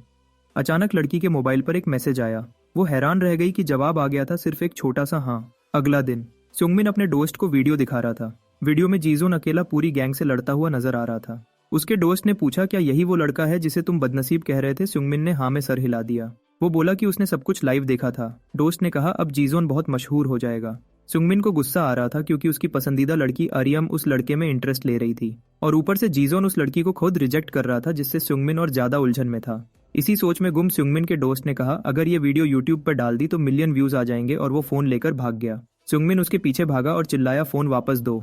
भागते हुए वो एक लड़के से टकरा गया और उसका टाई क्लिप गिर गया। सुंगमिन ने तुरंत माफी मांगी। वो लड़का किम जिन वू था, सेकेंड ईयर का स्टूडेंट और बैकडोंग हाई का दूसरा सबसे ताकतवर शख्स। सुंगमिन ने पहचान कर झुककर क्लिप उठाई और कांपते हुए वापस लगा दी। किम जिन वू ने सुंगमिन के मुंह पर थप्पड़ मारा और पीठ दिखाकर चला गया। उसके साथ खड़े भारी जिस्म के लड़के ने सुंगमिन को कहा सीधे रहो। फिर उसके दोस्त ने पूछा क्या ठीक हो। सुंगमिन ने गुस्से में कहा कि सिर्फ उसकी वजह से मारा गया हूँ। दोस्त ने कहा कि सिर्फ एक थप्पड़ पर बच जाना भी बहुत बड़ी बात है, क्योंकि वो लड़का अपनी मारपीट के लिए मशहूर है। उसने कहा कि वो सब पागल फाइटर्स हैं। फिर दोस्त ने उसकी अटेंशन एक और बात की तरफ दिलाई। येना जीजोन के पास आई और पूछा इतनी पट्टियां क्यों बंधी हुई हैं। जीजोन की बढ़ती हुई शोहरत सुंगमिन को जलाने लगी। आर्या और येना दोनों उससे इम्प्रेस्ड लग रही थीं। इसी दौरान अरियम भी वहां से गुजर रही थी। सुंगमिन ने लड़की के पास जाकर हमदर्दी दिखाने की कोशिश की, लेकिन उसने उसे देखा भी नहीं। वो सीधा आगे चली गई और सुंगमिन समझ गया कि उसके करीब जाने के लिए पहले जीजोन के करीब जाना होगा। सुंगमिन सोचता रहा कि वो लड़की तक कैसे पहुंचे। उसका दोस्त चुप कर फोन के साथ खड़ा था और जीजोन की गैंग से लड़ाई वाली वीडियो यूट्यूब पर अपलोड कर रहा था। कुछ लड़के उस लड़के को छेड़ रहे थे जिसके बाल तात्सू ने काट दिए थे। उन्होंने उसके सर के पीछे चेहरा बना दिया और कहा अब तो ज्यादा हैंडसम लग रहा है। गोगोमोन इस मजाक पर उदास था, लेकिन बात यहीं खत्म नहीं हुई। एक लड़के ने कहा कि अब से उसे सिर्फ पीछे की तरफ चलना चाहिए। फिर मार खाने के डर से लड़का वही करता है जो उससे कहा जाता है। दो लड़के उसे गाइड कर रहे थे और वो बिना ये जाने कि कहाँ जा रहा है चलता चला जा रहा था। अचानक उसके पांव के नीचे जमीन खत्म हो गई और उसका बैलेंस बिगड़ गया। वो सीढ़ियों से नीचे गिरने लगा। जब वो पीठ के बल गिरने ही वाला था तब जीजोन ने उसे पकड़ लिया और उसे सीरियस चोट लगने से बचा लिया। येना जो प्रोटैगनिस्ट के साथ थी, उसने पूछा कि गोगोमोन ठीक है या नहीं, लेकिन जैसे ही उसने लड़के के सर के पीछे देखा वो हंसे बिना रह ना सकी, चाहे लड़का बता रहा था कि उसे बुलीज ने टारगेट किया है। फिर अपनी हंसी को रोकने की कोशिश करते हुए येना ने गोगोमोन से माफी मांगी। जीजोन को यह प्रैंक बिल्कुल फनी नहीं लगा और गोगोमोन ने दिल ही दिल में उसका शुक्रिया अदा किया। बाद में स्कूल के जिम के अंदर एक स्टूडेंट दरवाजे पर नजर रख रहा था और अंदर दो लड़के फाइट कर रहे थे। उनके गिर्द और स्टूडेंट्स जमा थे जो उन्हें चीयर कर रहे थे और मोटिवेट कर रहे थे। ये पूरा सीन एक तमाशा लग रहा था, यहाँ तक कि फाइट्स पर बेट्स भी लग रही थी। किम जिन वू को यह फाइट बिल्कुल बोरिंग लगी। तभी एक लड़का उसे अपना फोन दिखाता है। उस फोन में जीजोन की फाइट का वीडियो था जो पहले सुंगमिन के दोस्त ने अपलोड किया था। हर सेकंड के साथ व्यूज बढ़ते जा रहे थे। किम जिन वू ने पूछा कि क्या ये लड़का इसी स्कूल का है। उसे बताया गया कि शायद हाँ, क्योंकि यूनिफॉर्म सेम था। दोनों उसकी स्किल्स से इंप्रेस हो गए, लेकिन वीडियो दूर से बनाई गई थी इसलिए चेहरा क्लियरली नजर नहीं आ रहा था। अगर ये वाकई इसी स्कूल का निकला तो ये बहुत बड़ा हिट होगा। इसलिए किम जिन वू ने जिम में सबसे पूछा, क्या किसी को किसी नए ट्रांसफर स्टूडेंट के बारे में पता है। एक लड़के ने कहा, अगली क्लास में एक चुप रहने वाला लड़का है जो क्लास 5 से है। और ये भी रूमर थी कि टत्सू इसी स्टूडेंट की वजह से हॉस्पिटल गया, लेकिन कोई कंफर्म बात नहीं कर रहा था, इसलिए सब अनश्योर थे। ये सुनकर किम जिन वू बहुत एक्साइटेड हो गया। उसने अपने एक बंदे को कहा, उस लड़के के बारे में और इन्फो निकालो, वो काफी इंटरेस्टिंग लगता है। फिर लंच टाइम पर कुछ लड़कों ने गोगोमोन को साथ चलने को कहा, लेकिन उसने कोई वीक सा बहाना बना दिया। इसी वक्त जीजोन अपनी क्लास से बाहर निकला। गोगोमोन तुरंत उसके साथ लग गया और बोला कि उसने ब्रेड खरीदा है, क्या वो साथ खा सकते हैं। जीजोन ने ना हाँ कहा ना ना। फिर भी गोगोमोन उसके साथ चलता रहा और कहता रहा कि कभी कभी साथ खाया करेंगे। जब वो रूफटॉप पर पहुंचे तो सुंगमिन पहले से वहां मौजूद था, लेकिन गोगोमोन का जीजोन के साथ होना सुंगमिन को कंफ्यूज कर गया कि हो क्या रहा है। एक कह रहा था कि वो जीजोन के साथ खाना खाने का वेट कर रहा है और दूसरा कह रहा था कि वो भी इसी वजह से साथ आया है। इसी बीच सुंगमिन ने प्रोटैगनिस्ट से बात करने के लिए रुख किया। उसकी नजर गोगोमोन के सर के पीछे बने ड्राइंग्स पर पड़ी और वो हंसने लगा, कहता रहा कि तुम हमेशा फनी ही रहोगे। लेकिन गोगोमोन ने कहा कि वो फनी बनने की कोशिश नहीं कर रहा। उसने बताया कि ये उसके जिस्म पर स्कूल वायलेंस की निशानियां हैं, ऐसी चीज जो सिर्फ छुपा देने से खत्म नहीं होती, तुम सच से भाग नहीं सकते। ये कहकर उसने बात खत्म की। फिर उसने सुंगमिन से कहा कि मेरी एक फोटो ले लो। फोटो किस लिए है ये समझ ना आया, फिर भी उसने फोटो ले ली। इसी दौरान सुंगमिन की पॉकेट में रखा जीजोन का फोन वाइब्रेट कर गया।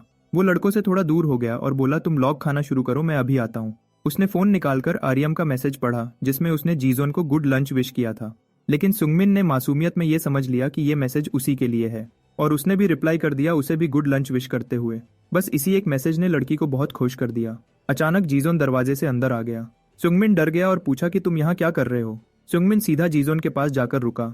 उसने कहा कि उसे बताया गया था कि ये चुप रहने वाला लड़का अक्सर लंच के वक्त रूफटॉप पर होता है। उसने बात कंफर्म की और भी करीब आ गया। फिर उसने अपना फोन आगे बढ़ाया जिसमें फाइट का वीडियो चल रहा था और पूछा कि क्या ये तुम हो। सुंगमिन मायूस हो गया जब उसे पता चला कि उसके डोएस्ट ने वाकई वीडियो यूट्यूब पर डाल दी है।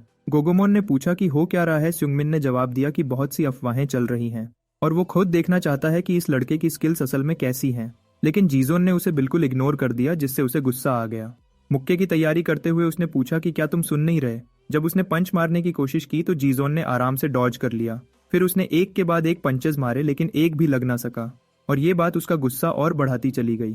फिर उसने कहा कि जब तुम उठ भी नहीं रहे तो इसी तरह तुम्हें हरा दूंगा। उसने एक और पंच मारा, लेकिन लड़का फिर बच गया और जवाब में जीजोन ने बिल्कुल निशाने पर एक किक उसकी सीने पर मारी।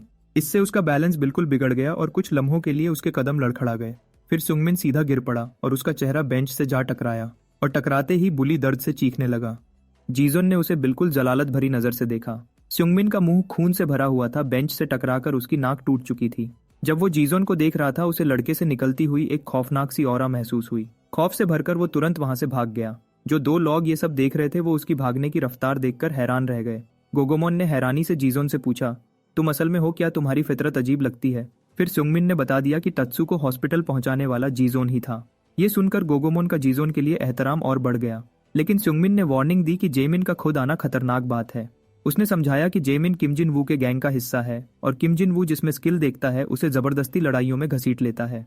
अब लग रहा था कि जीजोन उसका नया निशाना बन चुका है। सुंगमिन ने यह भी बताया कि कुछ लोग पैसों के लिए लड़ने को तैयार हो जाते हैं और जीजोन जैसा बंदा आसानी से बहुत पैसा कमा सकता है। गोगोमोन गुस्से में बोला, ये कैसी बकवास कर रहे हो। और क्योंकि जीजोन बोलता नहीं उसने कहा कि मैं उसकी तरफ से ही मना कर देता हूँ। उसने अंदाजा लगाया कि जीजोन को ना लड़ाई का शौक है ना अपनी ताकत दिखाने का। फिर गोगोमोन ने खुद को जीजोन की आवाज करार दे दिया कि अब जब हम दोस्त हैं तो मुझे हक है कि मैं उसकी जगह बात करूं। लेकिन सुंगमिन ने इस दोस्ती पर सवाल उठाया, जबकि गोगोमोन इस पर कायम रहा। दिन के दूसरे हिस्से में सब वापस क्लासरूम में थे। जीजोन के आते ही क्लास में हलचल मच गई। कुछ स्टूडेंट्स हाथ में फोन लिए वीडियो दिखाकर पूछने लगे, क्या ये तुम ही हो? अगर ये तुम हो तो कम अज कम सर हिलाकर तस्दीक कर दो। गोगोमोन बीच में आ गया और बोला, जीजोन को तंग ना करो, और अगर कुछ कहना है तो पहले मुझसे कहो। ये बात सबको बुरी लगी और वो सब जीजोन के गिर्द जमा हो गए। इसी लम्हे जीजोन आगे बढ़ने के काबिल हुआ। तब अचानक दरवाजा जोर से खुला और किम जिन वू क्लासरूम में एंटर हुआ। वो सीधा आगे आकर रुक गया और पूछा, ट्रांसफर स्टूडेंट कौन है? सब हेजिटेट हुए, लेकिन गोगोमोन जो उसके पास खड़ा था सबकी नजर वहां चली गई। उसका साथ खड़ा होना खुद ही इशारा बन गया। किम जिन वू ने दोनों से बात करनी चाहिए, लेकिन गोगोमोन फौरन जीजोन के आगे खड़ा हो गया। जब किम जिन वू करीब आया उसने पूछा, तुम क्या कर रहे हो, थोड़ी सी घबराहट के साथ। गोगोमोन ने जवाब दिया, मैं जीजोन का दोस्त और उसका सेक्रेटरी हूँ, इसलिए पहले मुझसे बात करो। किम जिन वू के भारी जिस्म वाले साथी ने पूछा, तुम खुद को समझते क्या हो? लेकिन गोगोमोन अपनी बात पर अड़ा रहा। उसने कहा कि बातचीत सिर्फ उसी के जरिए होगी। एक बदमाश ने गुस्से में गोगोमोन के मुंह पर थप्पड़ मारा और पूछा, क्या तुम बेवकूफ हो? गिरने पर गोगोमोन पीठ के बल हो गया और उसकी गर्दन के पीछे बना हुआ चेहरा सबको नजर आ गया।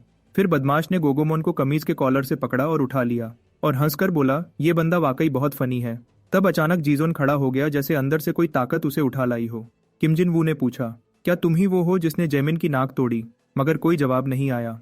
किम जिन वू ने अपना बिजनेस कार्ड दिया और पूछा, क्या तुमने कभी मेरी एकेडमी का नाम सुना है? उसने कहा, मैंने जैमिन को तुम्हें बुलाने भेजा था, लेकिन जब वो नाकाम रहा तो मैं खुद आ गया। लड़के की बेदिली देखकर किम जिन वू ने दूसरा दांव चला और पूछा, क्या तुम्हें पैसा कमाना पसंद है? इसी वक्त गोगोमोन खड़ा हो गया और बीच में बोल पड़ा कि जीजोन को लड़ाई में कोई इंटरेस्ट नहीं और वो अरीना नहीं जाएगा। गोगोमोन की बात से तंग आकर किम जिन वू का सब्र टूट गया। उसने गोगोमोन के सीने पर जोर से लात मारी और उसे पीछे उछाल दिया। गोगोमोन कुर्सियों पर जा गिरा और सब कुर्सियां उलट गईं। किम जिन वू उसकी तरफ बढ़ा और उसे घूर कर पूछा, तुम्हें समझ नहीं आता कब बीच में नहीं बोलना चाहिए? और फिर पूछा, तुम बीच में आकर अपने आप को बेवकूफ क्यों बना रहे हो? उसने चीख कर कहा, वहीं रहो और चुप रहो। फिर वो गोगोमोन पर पैर रखकर उसे रौंदने लगा।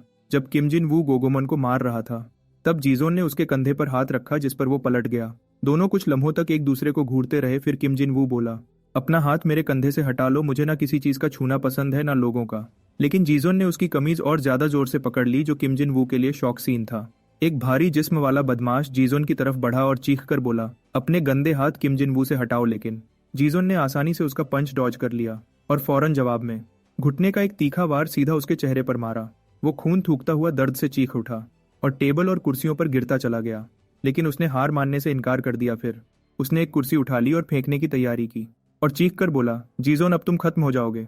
लेकिन बहुत ही आसानी से जीजोन ने जंप लगा दी और फिर अटैक को डॉज करते हुए जीजोन एक टेबल पर लैंड हो गया और तुरंत काउंटर अटैक शुरू कर दिया। वो दौड़कर आगे बढ़ा और अपने दुश्मन के चेहरे पर लात मारी और उसे जमीन पर गिरा दिया जैसे वो कुछ भी ना हो। लड़का टेबल पर खड़ा रहा, उससे एक शदीद ऑरा फैल रहा था, जिससे सब क्लासमेट्स को यकीन हो गया कि पहले वाली वीडियो बिल्कुल असली थी। गुस्से से भरा हुआ वो भारी जिस्म वाला स्टूडेंट खड़ा हो गया और टेबल उठाकर चीखने लगा और जीजोन को मारने की कसम खाने लगा। उसी लम्हे टीचर क्लासरूम में आ गए। मंजर देखते ही उन्होंने जवाब मांगा और लड़ाई पर सबको डांटा और पूछा, जीजोन डेस्क के ऊपर क्यों खड़ा है? किम जिन वू ने बीच में आकर कहा कि यह सिर्फ एक प्रैंक था ताकि बात को संभाला जा सके। उसने गोगोमोन की तरफ देखकर कहा, एजेंट, और वार्निंग दी कि वो बाद में जीजोन के बारे में उससे रब्ता करेगा। फिर वो एग्जिट की तरफ चल दिया। टीचर के कंधे को छूता हुआ गुजरा और कहा, क्लास शुरू करें। बाद में जब क्लासेस खत्म हो गईं, गोगोमोन ने सुंगमिन को सब बताया और कहा, यह बिल्कुल मूवी जैसा था, हम जीजोन को छू भी नहीं पा रहे थे। सुंगमिन ने अफसोस किया कि वो लाइव नहीं देख सका और पूछा, जीजोन अभी तक गया क्यों नहीं? गोगोमोन ने बताया, टीचर ने उसे रोक लिया था, जबकि लड़ाई उसने शुरू नहीं की थी, लेकिन स्कूल के अंदर झगड़ा हुआ था, इसलिए मसला बन सकता था। दोनों बैठकर क्लासमेट्स के अंजाम के बारे में सोचते रहे। स्टाफ रूम में टीचर ने जीजोन को ग्रीन टी ऑफर की। यहाँ तक कि ये टेस्ट यंग लोगों में मशहूर नहीं था, लेकिन बातचीत का बहाना बन गया। टीचर ने कहा कि इस स्कूल का माहौल जीजोन के पुराने स्कूल से बहुत मुख्तलिफ रहते थे। उसने बताया, जब लड़के के पिता ने यहाँ ट्रांसफर का कहा तो वो इसके खिलाफ था। उसे डर था कि अडेप्टेशन मुश्किल होगा, खासकर इसलिए कि जीजोन बोलता नहीं है, लेकिन फिर भी वो उस ट्रस्ट के लिए थैंकफुल था। टीचर ने बात जारी रखी। उसने याद किया कि आखिरी बार उसने जीजोन को तकरीबन 4 साल पहले देखा था, जब वो प्राइमरी स्कूल में था। उसे साफ याद था कि लड़का हैरत अंगेज और एनर्जी से भरी ट्रेनिंग कर रहा था। उस वक्त जीजोन के पिता ने उसे अपना दोस्त कहकर इंट्रोड्यूस करवाया था और लड़के ने बहुत तमीज से सलाम किया था। टीचर को यह बात बहुत इंप्रेसिव लगी कि वालिद ने घर का एक हिस्सा एकेडमी में बदल दिया था। उसने याद किया, ट्रेनिंग के बाद वो ड्रिंक पीने गए थे, रियूनियन सेलिब्रेट करने, और जीजोन एक ब्रिलियंट लड़का था। टीचर ने माना कि उसे नहीं पता बीच के अरसे में क्या हुआ जो जीजोन को इस इतनी बुरी जगह तक ले आया, लेकिन उसने वार्निंग दी कि चाहे उसने बाकी टीचर से अंडरस्टैंडिंग ले ली हो, जीजोन को स्टूडेंट्स का सामना खुद ही करना होगा। आखिर में टीचर ने कहा कि उसके पिता ने उसे इतना मजबूत इसलिए नहीं बनाया कि सिर्फ जिस्म को ट्रेन करे, बल्कि इसलिए कि एक दिन वो अपनी खामोशी पर भी काबू पा ले। फिर अचानक तेज बारिश शुरू हो गई और घर जाने वाले सब लोग हैरान रह गए। सुंगमिन ने अपने क्लासमेट से कहा कि अब उसकी फिक्र किम जिन वू को लेकर है, क्योंकि उनके पास जीजोन को फंसाने का कोई तरीका नहीं था। उसी वक्त जो मोबाइल उसने जीजोन से लिया हुआ था, उस पर एक मैसेज आया।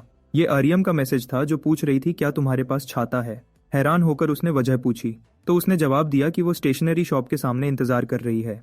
सुंगमिन वहां चला गया, ये सोचते हुए कि शायद उसके पास छाता होगा, लेकिन उसने देखा कि वो जीजोन का ही इंतजार कर रही थी। शक और जलन में डूबा हुआ वो सोचने लगा कि जीजोन को उसके पास ले जाए या नहीं। वो नहीं चाहता था कि दोनों एक ही छाते के नीचे इतने करीब हो जाएं। तब उसके दिमाग में एक आइडिया आया जो उसे बहुत जबरदस्त लगा और वो जल्दी से लड़के को लेने भागा ताकि अपना प्लान कंप्लीट कर सके। आर्यम ने थोड़ी देर और इंतजार किया।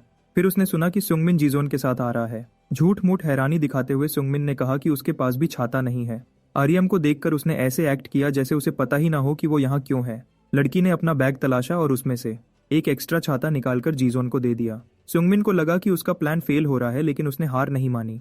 वो देख चुका था कि उसकी आंखें और दिल सिर्फ जीजोन पर ही थे, इसलिए उसने बीच में हाथ डाल दिया और उसने छाता पकड़ लिया और धीमे से शुक्रिया किया और झूठ बना दिया कि वो और जीजोन कहीं जा रहे हैं मेन स्ट्रीट के नए गेमिंग सेंटर। मौका देखकर उसने आर्यम को भी साथ चलने की दावत दे दी। इस दौरान गोगोमोन बारिश से बचने के लिए घर की तरफ भाग रहा था। जब वो एक गली से गुजरा तो दो लड़कों ने उसे रोक लिया, एक जेमिन जिसकी नाक जीजोन ने तोड़ी थी और दूसरा वो भारी जिस्म वाला स्टूडेंट जो क्लासरूम में पिटा था। डर के मारे गोगोमोन ने पूछा कि वो क्या चाहते हैं। जेमिन ने कहा कि जब वो खुद को उस लड़के का एजेंट कहता है तो उनके पास जीजोन के लिए एक मैसेज है। दोनों ने लड़के को पीटना शुरू कर दिया ताकि जीजोन तक मैसेज पहुंचाया जा सके। जेमिन ने कहा कि वो दोबारा मिलेंगे और उससे कहा कि बात दोबारा दोहराए। मुश्किल से सांस लेते हुए लड़के ने कहा कि मैसेज ये है कि जीजोन पार्टिसिपेट करे। उनमें से एक ने दोबारा मारा और चिल्लाया कि ठीक से बोलो। आंखों में आंसू लिए लड़के ने यकीन दिलाया कि वो जीजोन से बात करेगा। फिर हमला करने वाले ने पूछा, क्या तुम्हें पता है क्विक एक्सेस पेनल्टी क्या होती है, और उसे जान से मारने की धमकी दी। उसी वक्त किम जिन वू वहां आ गया। उसने बीच में दखल दिया और कहा, लड़के पर ज्यादा सख्ती ना करो। जिन वू ने अपनी एक बिजनेस कार्ड उठाई और वो कार्ड उस लड़के को दे दिया। उसने कहा कि जीजोन को बताना कि कॉम्बैट कैनल में उसका बहुत खलूश आमदीद से इंतजार होगा। फिर वो तीनों वहां से चले गए और लड़के को जख्मी और तन्हा छोड़ दिया। इसी दौरान सुंगमिन नए खुले हुए गेमिंग क्लब में था और अपने प्रोटैगनिस्ट के साथ गेम खेल रहा था। सुंगमिन पूरे जोश से खेल रहा था जबकि प्रोटैगनिस्ट बिल्कुल बेपरवाह लग रहा था। उसकी स्किल्स लाजवाब थीं। सुंगमिन ने पूरी कोशिश की कि आर्यम को इम्प्रेस कर सके। वो खुद को बेस्ट प्लेयर समझ रहा था, मगर जीजोन ने उसके खिलाफ पॉइंट स्कोर कर लिया।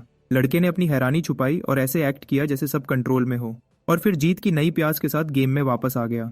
दूसरी तरफ प्रोटैगनिस्ट बहुत आसानी से खेल रहा था और बगैर किसी मेहनत के दूसरा पॉइंट भी ले लिया। सुंगमिन उसकी स्किल्स देखकर हैरान रह गया। नए जोश के साथ सुंगमिन ने ऐलान किया कि अब वो बिल्कुल भी रहम नहीं करेगा, लेकिन फिर भी मैच का रिजल्ट 13-0 पर खत्म हुआ। जीजोन ने उसे एक भी पॉइंट स्कोर नहीं करने दिया। फिर सुंगमिन ने आर्यम को मैच खेलने की दावत दी। उसे उम्मीद थी कि वो जीजोन की बेपरवाही देखे और उससे पूरी तरह बोर्ड हो जाए।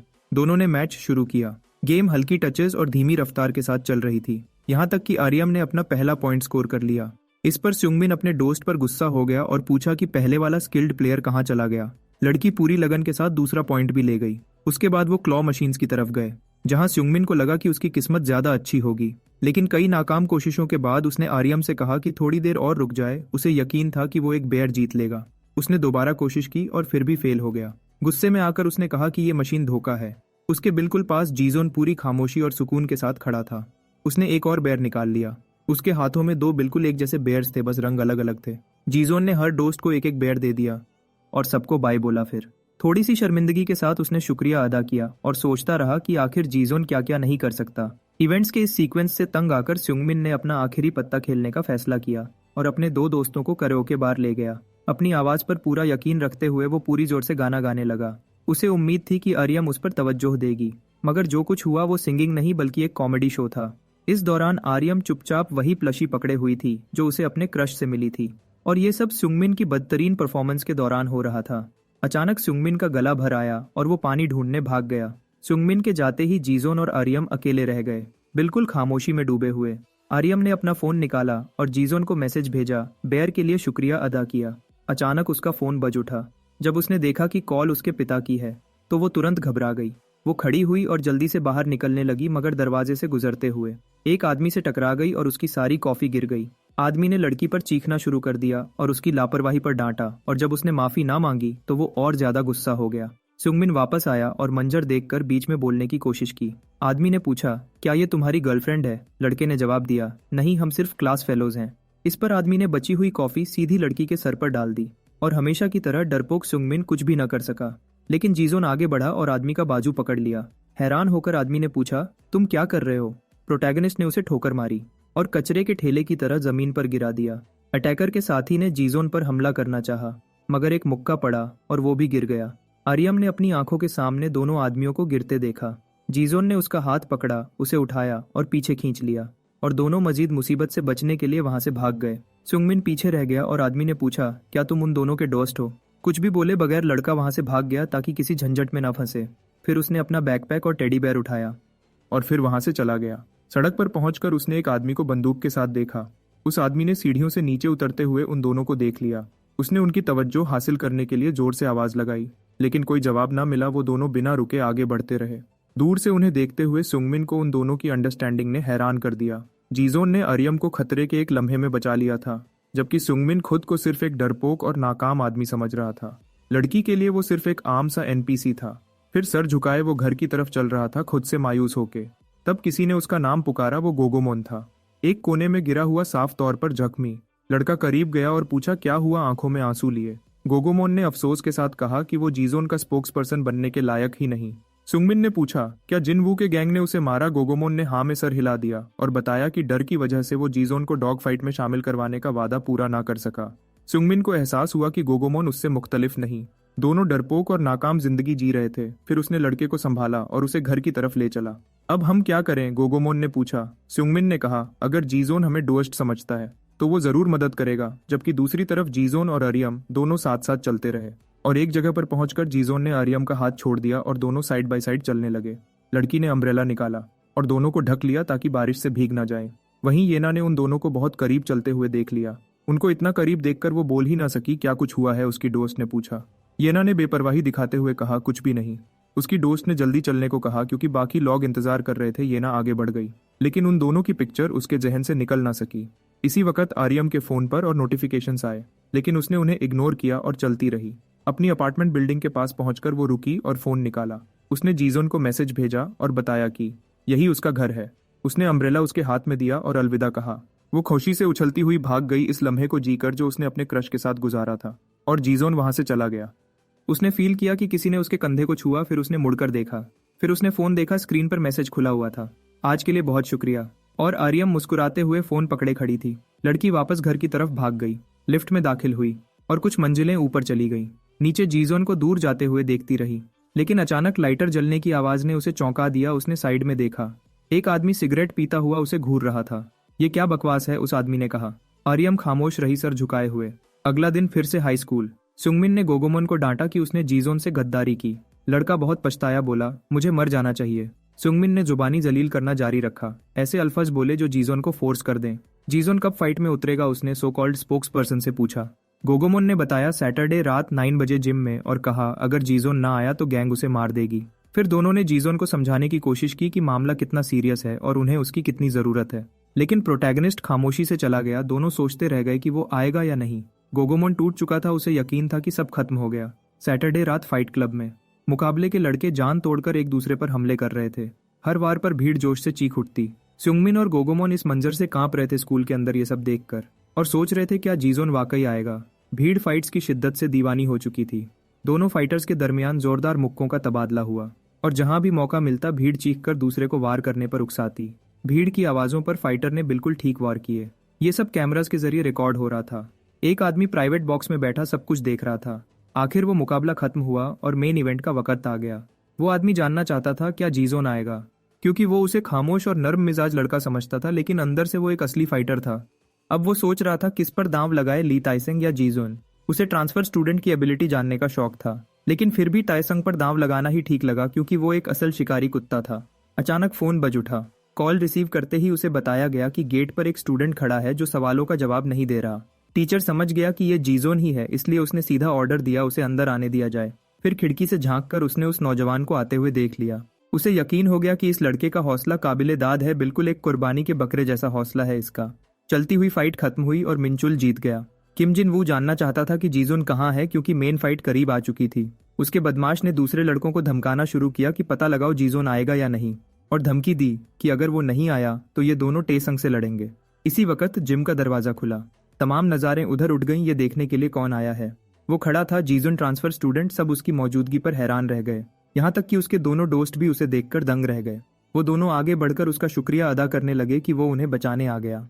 किम जिन वू ने कहा कि जीजोन बिल्कुल वक्त पर आया है, बिल्कुल एक भूत की तरह, और कहा कि वो उसका बहुत देर से इंतजार कर रहा था। उसने कहा अगर जीजोन जीत गया तो जो लोग उस पर दांव लगाए हुए हैं उन्हें जैकपॉट मिलेगा, लेकिन सिर्फ 10% लोगों ने उसके नाम पर बेट लगाई थी। उसने ये भी कहा कि उसने खुद भी जीजोन पर दांव लगाया है, क्योंकि उसकी नज़र में जीजोन एक शिकार का भूखा दरिंदा था। उसने कहा आज अपनी पूरी ताकत दिखाओ।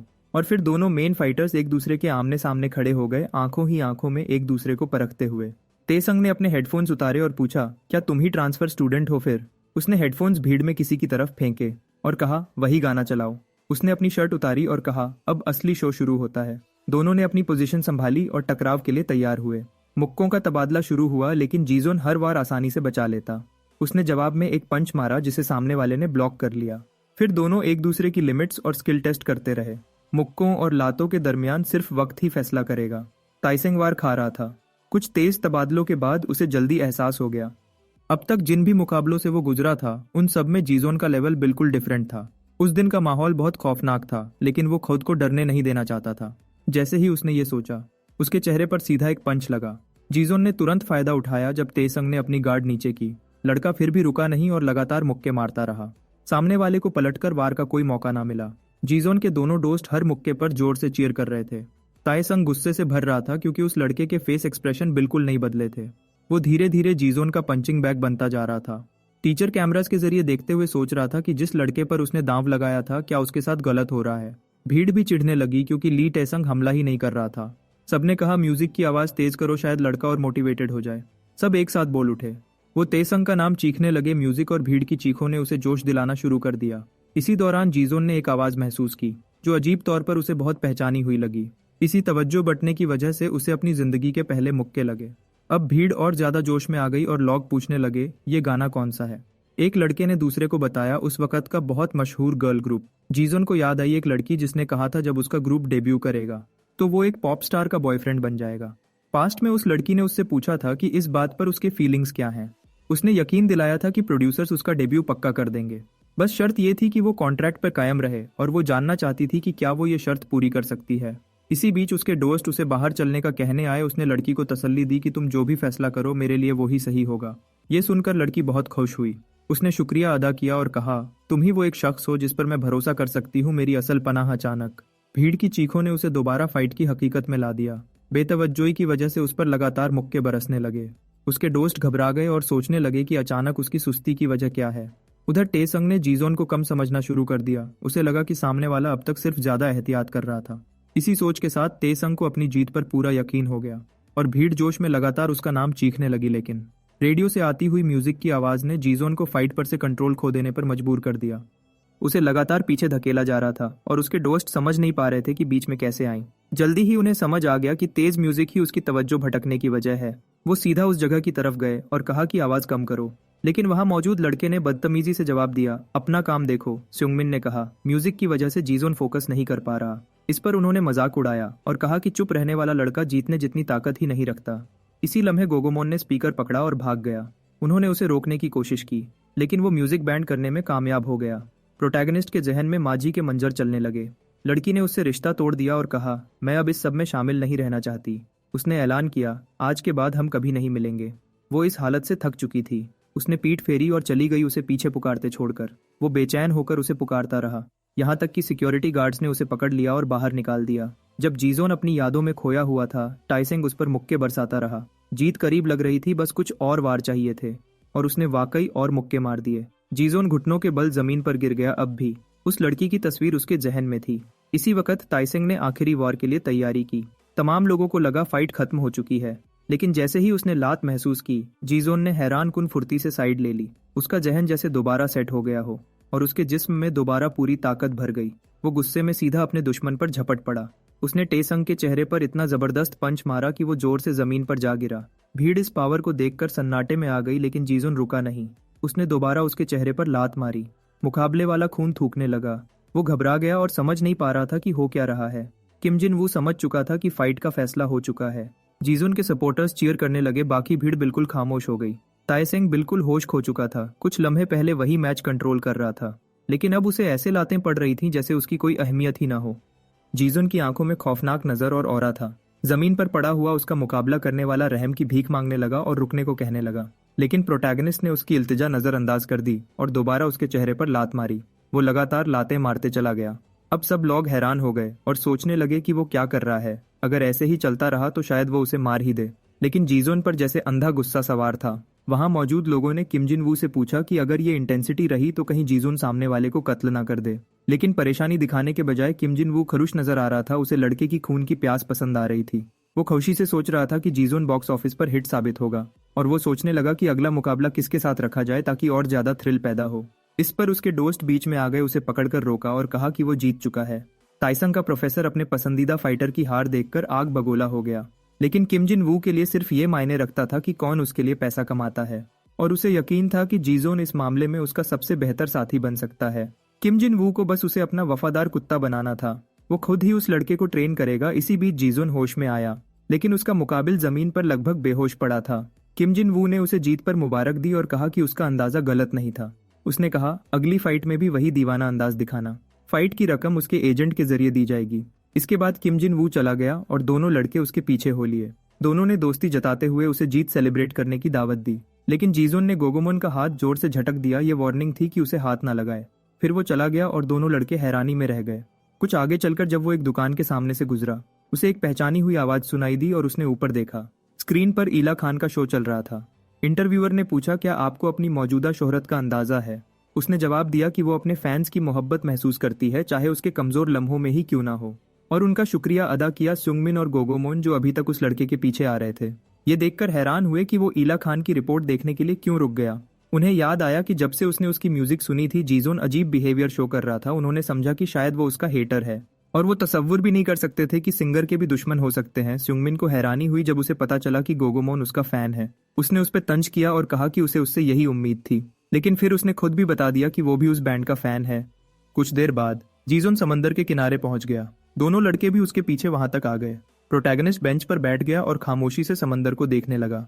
सुंगमिन ने गोगोमोन से पूछा, क्या हमें जीजोन से बात नहीं करनी चाहिए? लेकिन गोगोमोन ने कहा, यह अच्छा ख्याल नहीं। सुंगमिन ने फिर भी जिद की। उसने कहा, अगर हम डुअस्ट हैं तो हमें कुछ ना कुछ करना चाहिए। गोगोमोन ने कहा, उसके जहन में एक बंदा है जो उसे तसल्ली दे सकता है, और वो खरुद सोच में पड़ गया कि उसे ये करना चाहिए या नहीं। इसी वक्त आर्यम गहरी नींद में थी। अचानक उसका मोबाइल बजने लगा। उसकी आंख खुली और उसने जीजोन का मैसेज देखा। उसने उसे लाइट हाउस के सामने वाले बीच पर बुलाया था। लड़की उठकर तैयार हुई और चुपचाप घर से निकलने की कोशिश की। वो अपने बाप के पास से गुजरी, जो ज्यादा पीने के बाद मेज पर झुककर सो रहा था। अचानक वो हवा में गालियां देने लगा। लड़की डर गई, लेकिन ये सिर्फ ख्वाब था, और कुछ ही देर में वो दोबारा सो गया। आर्यम ने मौका पाया और घर से निकलकर अपने क्रश से मिलने चली गई। बीच पर गोगोमोन ने पूछा, सुंगमिन ने किससे रब्ता किया? उसने जवाब दिया, एक लड़की से। गोगोमोन हैरान हो गया कि सुंगमिन लड़कियों को मैसेज भेज रहा है। सुंगमिन ने बताया कि असल में आर्यम को नहीं पता कि मैसेज मैं भेज रहा हूँ। वो मोबाइल जो आर्यम ने जीजोन को दिया था ताकि वो उससे बात कर सके, वही फोन था। लेकिन जब उसने फोन लिया तो कुछ मैसेजेस का जवाब जीजोन बनकर दे दिया। अंदर ही अंदर उसे पता था कि उसे फोन वापस कर देना चाहिए, लेकिन वो खुद को रोक ना सका। गोगोमोन ने उसके कंधे पर हाथ रखा और पूछा, क्या तुम्हें वो पसंद है? सुंगमिन ने कहा, पहले पसंद थी, लेकिन अब मैं अपनी औकात जानता हूँ। गोगोमोन ने उसे हल्का सा धक्का दिया और कहा, जल्दी से फोन वापस करो। सुंगमिन जीजोन के पास गया, जो अभी भी बेंच पर बैठा था, और उसे फोन पकड़ा दिया। उसने माफी मांगी और कबूल किया कि कुछ देर के लिए वो उसकी जगह बनकर बात करता रहा। उसने ये भी कहा कि उसने एक आखिरी मैसेज भेजा है, और जीजोन से कहा कि आर्यम को रिजेक्ट ना करे। वो वापस मुड़कर चलते हुए बोला, तुम दोनों बहुत खूबसूरत कपल लगते हो। जब जीजोन ने फोन चेक किया और लड़की का मैसेज देखा, उसने लिखा था कि वो बस पहुंचने वाली है। तब पहली दफा उसे इस बात पर घबराहट महसूस हुई। उसी लम्हे आर्यम दौड़ती हुई अपने क्रश से मिलने आ गई। जैसे ही वो पहुंची, छुपे हुए गोगोमोन ने उसकी खूबसूरती को देखा। गोगोमोन ने कहा कि दोनों एक दूसरे के लिए बिल्कुल ठीक हैं, जबकि सुंगमिन अपनी ख्वाब की लड़की खो देने का अफसोस कर रहा था। गोगोमोन ने कहा, अब काफी देर हो चुकी है और हमें चलना चाहिए। उसने सुंगमिन को दावत दी कि वो उसके घर चले और वीडियो गेम्स खेलें। दोनों वहां से चल दिए ताकि दोनों मोहब्बत करने वालों को अकेला छोड़ दें। जगह पर खामोशी छा गई, सिर्फ समंदर की आवाज सुनाई दे रही थी। आर्यम ने मैसेज लिखा कि उसे ये मैसेज मिलने पे हैरानी हुई और वो लड़के के जवाब का इंतजार करने लगी। जीजोन ने जवाब दिया कि वो उसी के बारे में सोच रहा था। उसने लहरों की आवाज पर बात शुरू करने की कोशिश की, लेकिन उसने सिर्फ एक इमोजी भेज दिया। लड़की ने पूछा, क्या वो यहाँ अक्सर आता है? उसने कहा, यह उसकी पहली दफा है। फिर जीजोन ने पूछा, तुम यूजुअली किस वक्त सोती हो? आर्यम ने जवाब दिया, रात 10 बजे, और असल में वो पहले ही सो चुकी थी जब उसका मैसेज देखा। वो खड़ा हुआ और कहा वो उसे घर तक छोड़ देगा, लेकिन लड़की ने उसका बाजू पकड़ा और कहा वो घर नहीं जाना चाहती। फिर ना उसने जवाब दिया ना इनकार किया, वो बस उसकी बात मान गया। वो सोडा मशीन की तरफ गया दोनों के लिए सोडा लेने। फिर आर्यम उसका शुक्रिया अदा किया और फिर जीजोन ने उससे पूछा कि वो घर जाना क्यों नहीं चाहती। लड़की ने बताया कि उसका घर जेल जैसा लगता है और उसे आज उसका मैसेज मिलकर हैरानी हुई। उसने याद दिलाया कि पिछली बार उसने सिर्फ गुड नाइट भेजा था। वो मैसेज भी अचानक आया था और उसे हैरान कर गया था। फिर जीजोन ने फोन चेक किया, गुड नाइट का मैसेज वाकई मौजूद था, लेकिन वो सुंगमिन ने भेजा था, बट ये बात जीजोन ने उससे नहीं बताई। लड़की ने बात जारी रखी और बताया कि उस दिन वो बहुत मुश्किल दौर से गुजर रही थी, लेकिन वो मैसेज उसके लिए हिम्मत का छोटा सा लफ्ज बन गया जो उसे सब्र करने का कह रहा था। उस लम्हे पर वो बहुत थैंकफुल फील कर रही थी। फिर उसने लड़के से सवाल किया कि वो बोलता क्यों नहीं। वो सोच में डूब गया, यादों के समंदर में। उसकी पुरानी लवर जो उसे छोड़ चुकी थी। जब सिक्योरिटी गार्ड्स ने उसे आगे बढ़ने से रोका और गिरफ्तारी की धमकी दी, तब लड़की अचानक वापस दौड़ी और पूरी ताकत से उससे लिपट गई। उसने एक्सेप्ट किया कि उसने जुदाई की प्रैक्टिस बहुत बार की थी ताकि बिल्कुल सख्त रह सके, लेकिन उसे देखकर वो ऐसा नहीं कर सकी। उसने कहा वो उसे कभी छोड़कर नहीं जाएगी, चाहे इसकी कीमत उसकी अपनी जिंदगी ही क्यों ना हो। उसने जीजोन से पूछा कि अब उसे क्या करना चाहिए। उसने तसल्ली दी कि जो भी हो वो हमेशा उसके साथ रहेगा। उसने कहा रोना बैंड करो, सब ठीक हो जाएगा। वहां ही बिल्डिंग की छत पर गो बॉन्गसन एंटरटेनमेंट का सीईओ उन दोनों को देख रहा था। प्रेजेंट में लौटकर उसने अरियम को जवाब दिया कि इंसान के अल्फाज रूह के अंदर तक उतर जाते हैं और सब कुछ जमा कर देते हैं। लड़की कुछ सोच में पड़ गई और कहा यह बात काफी इंटरेस्टिंग है। उसने कहा कि उसे नहीं पता कि उसके साथ क्या चल रहा है, लेकिन शायद उसकी वजह उससे ज्यादा गहरी है। लड़के ने पूछा कि तुम बोलने से क्यों हेजिटेट हो। फिर इत्मीनान से उसने जवाब दिया कि वजह बहुत सिंपल है, उसके अल्फाज उसके बाप जैसे गंदे हैं। उसने महसूस किया कि उसके बाप का बोलने का तरीका उसका हिस्सा बन चुका है और उसने माना कि ये एक बेवकूफ़ी वाली वजह है। जीजोन ने उसे समंदर के किनारे चलने के लिए इनवाइट किया। सैटरडे नाइट होने की वजह से वहां काफी भीड़ थी। जब वो एक बार के पास से गुजरे, अंदर झगड़ा शुरू हो गया। कुछ लोग एक छोटे लड़के को छेड़ रहे थे और कह रहे थे कि यहाँ पीना उसके लिए ठीक नहीं, लेकिन लड़के ने जवाब दिया कि वो पी सकता है क्योंकि वो उम्र से ज्यादा बड़ा लगता है। उसकी घमंड भरी बात सबको गुस्सा दिला गई। वो कैंग दो इल था, वही गैंग लीडर जो जीजोन को अपने गैंग में लाना चाहता था। वो कह रहा था कि वो सिर्फ सुकून से पीना चाहता है। एक आदमी ने पूछा कि उसके लॉग कहाँ हैं और वो अकेला क्यों है। कैंग डो ने जवाब दिया कि छुट्टियों में वो बच्चों को आराम करने देता है और अकेला रहना उसके लिए आसान होता है। उस आदमी ने धमकी दी कि यहाँ से चला जा वरना अंजाम बुरा होगा। कैंग डो ने तंज किया कि क्या डे से ओ हाई के सीनियर्स ने तुम्हें इतना सताया है कि इतनी नफरत भर गई। उन्होंने उसे छोटी सोच का कहा और पुरानी बातों में फंसे रहने का ताना दिया। उनमें से एक ने टेबल पर रखी सारी चीजें गिरा दी और मारपीट का इरादा जाहिर किया। कैंग दो खड़ा हुआ और टेबल को लात मारकर गिरा दिया और कहा सबसे पहले वो कभी पिटने से नहीं डरा। बार के अंदर और बाहर सब समझ गए कि लड़ाई होने वाली है। अकेले एक का चार के साथ मुक्का मुकाबला शुरू हो गया। कैंग दो जैसे बच्चों के साथ फाइटिंग गेम खेल रहा हो।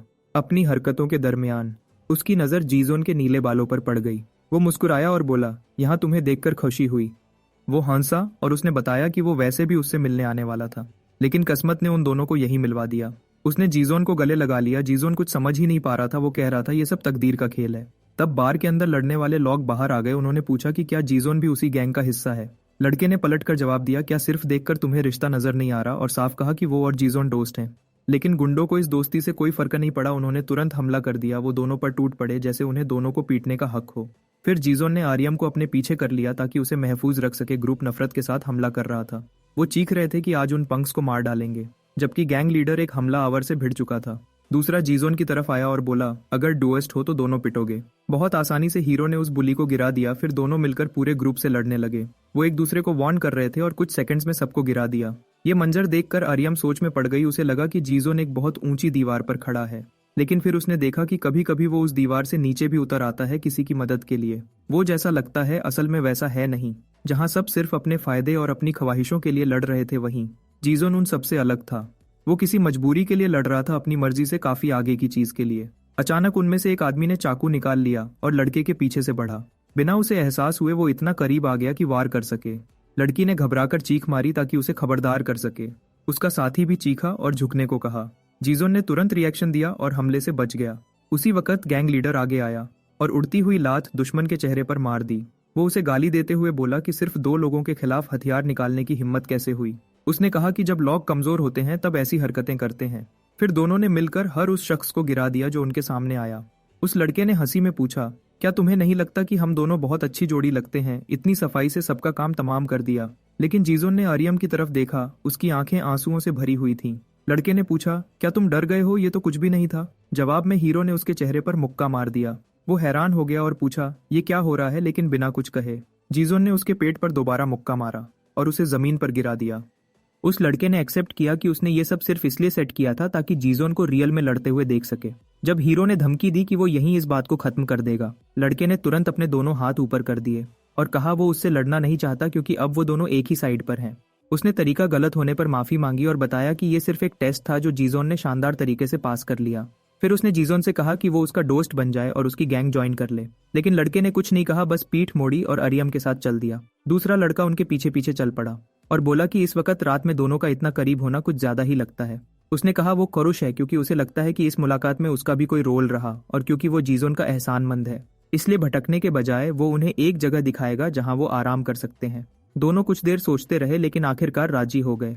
वो लड़का उन्हें कॉमिक बुक लाइब्रेरी ले गया। उसने वहां के अटेंडेंट को आवाज दी, जो गहरी नींद में सो रहा था और वक्त का कोई होश नहीं था। उसने कहा उसने पहले कभी ये चेहरे यहाँ नहीं देखे, तो डॉयल ने जवाब दिया, ये मेरे नए डोएस्ट हैं। अटेंडेंट ने कहा कि लगता है अब इसके दोस्तों का टेस्ट बदल गया है क्योंकि ये काफी अच्छे दिखते हैं। उसने कहा जहां मर्जी बैठ जाओ और एक्स्ट्रा टाइम भी फ्री होगा। जब डॉयल दोनों को रजिस्टर कर रहा था, मंजर बदलकर आर्यम के घर चला गया। लड़की का बाप गहरी नींद से उठ गया। उठते ही उसकी नजर खुले दरवाजे पर पड़ी। वो बेटी के कमरे में गया और देखा कि वो वहां नहीं थी। वो पूरे घर में उसे ढूंढने लगा और जब कहीं ना मिली तो वो घबरा गया। दूसरी तरफ डॉयल ने बताया कि ये उसका सीक्रेट हाइड आउट है जहां वो कभी भी आराम करने आता है। उसने कहा वो उन्हें 2 खास इजाजतें दे रहा है क्योंकि आमतौर पर वो किसी को यहाँ आने नहीं देता। उसने पूछा कि क्या इससे उसका कर्ज उतर गया। फिर उसने कहा आराम करो और कोई मानवा पढ़ो। ये कहकर वो सोने चला गया। कॉर्नर में लेटकर वो तुरंत सो गया। खामोशी में जीजोन ने अपना फोन उठाया और आर्यम से पूछा, क्या तुम डर रही हो? आर्यम ने जवाब दिया, नहीं, अब वो बिल्कुल पुरसुकून है। फिर उसने पूछा, क्या तुम मानवा पढ़ना चाहते हो? उसने हाँ कर दी और दोनों ने मिलकर पढ़ने के लिए एक स्टोरी चुनी। फिर कुछ पेजेस पढ़ने के बाद और लड़की की हल्की सी शर्म के लम्हों के साथ दोनों खामोशी से काफी देर तक पढ़ते रहे, यहाँ तक कि लाइब्रेरी का अटेंडेंट उनके पास आया और फ्री ड्रिंक्स ऑफर की। उसने हैरानी का इजहार किया कि डॉयल के दोस्त उन जैसे भी हो सकते हैं और कहा कि असल में डॉयल के कोई सच्चा दोस्त नहीं है, सिर्फ ऐसे लड़के जो हमेशा लड़ाइयों में फंसे रहते हैं। ड्रिंक्स देते हुए दोनों ने नोटिस किया कि उसके हाथ की 2 उंगलियों का हिस्सा गायब था। उनकी हैरानी देखकर उसने कहा कि वो अब इसका आदी हो चुका है और अब उसे कोई फर्क नहीं पड़ता, हालांकि शुरू में ये बहुत तकलीफदेह था। उसने ये भी बताया कि डॉयल अभी तक उस जख्म को कबूल नहीं कर सका और ये भी कहा कि डॉयल जो पहले एक बिल्कुल आम बच्चा था, उस वाकया के बाद गलत रास्ते पर चल पड़ा। उसने ज्यादा बात करने पर माफी मांगी और उनसे कहा कि डॉयल का ख्याल रखना क्योंकि वो असल में एक बहुत अच्छा जूनियर है। वक्त गुजरता गया और लड़की उसके कंधे पर सर रखकर सो गई। वो गहरी नींद में थी, यहाँ तक कि उसका फोन बजने लगा।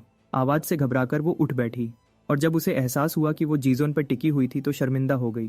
फिर उसने फोन देखा तो 3 मिस्ड कॉल्स थीं। उसने जीजोन को मैसेज लिखा कि ये कॉल्स उसके बाप की हैं और उसे जाना होगा। जीजोन ने कहा कि वो उसे घर तक छोड़ देगा। दोनों खूबसूरत रात के साये में चलने लगे। वो उस बिल्डिंग तक पहुंचे जहां लड़की रहती थी और लिफ्ट में जाकर उसके फ्लैट के दरवाजे तक आए। उसने शुक्रिया अदा किया कि उसके साथ गुजारे आज़ादी के उन घंटों के लिए। जीजोन उसकी बात से थोड़ा कंफ्यूज्ड हो गया जब वो फ्लैट की तरफ बढ़ी। जैसे ही उसने पासवर्ड डालकर दरवाजा खोलना चाहा, उसका बाप दरवाजा खोलकर सामने आ गया। वो चीखने लगा वक्त का पूछता हुआ और ये कि कितनी बार फोन किया और कहने लगा कि वो पागल हो गई है जो इतनी देर बाहर रही। उसकी नज़र लड़की के चेहरे पर पड़ी तो वो और ज्यादा गुस्सा हो गया। उसने उसे जोर से थप्पड़ मारा और गालियां दी कि गलती के बावजूद ऐसे क्यों घूर रही है। लड़की जमीन पर गिर गई और वो पूछने लगा कि क्या उसे अपने बाप का जरा भी एहतराम नहीं। फिर उसे पकड़कर घर के अंदर घसीटते हुए उसने पूछा कि बिना बताए घर से बाहर जाने की हिम्मत कैसे हुई और वो इतनी रात तक क्या करती रही। हर सवाल के साथ उसकी आवाज और तेज होती जा रही थी। ये मंजर देखकर जीजोन का खून खौल उठा और वो उनकी तरफ बढ़ा।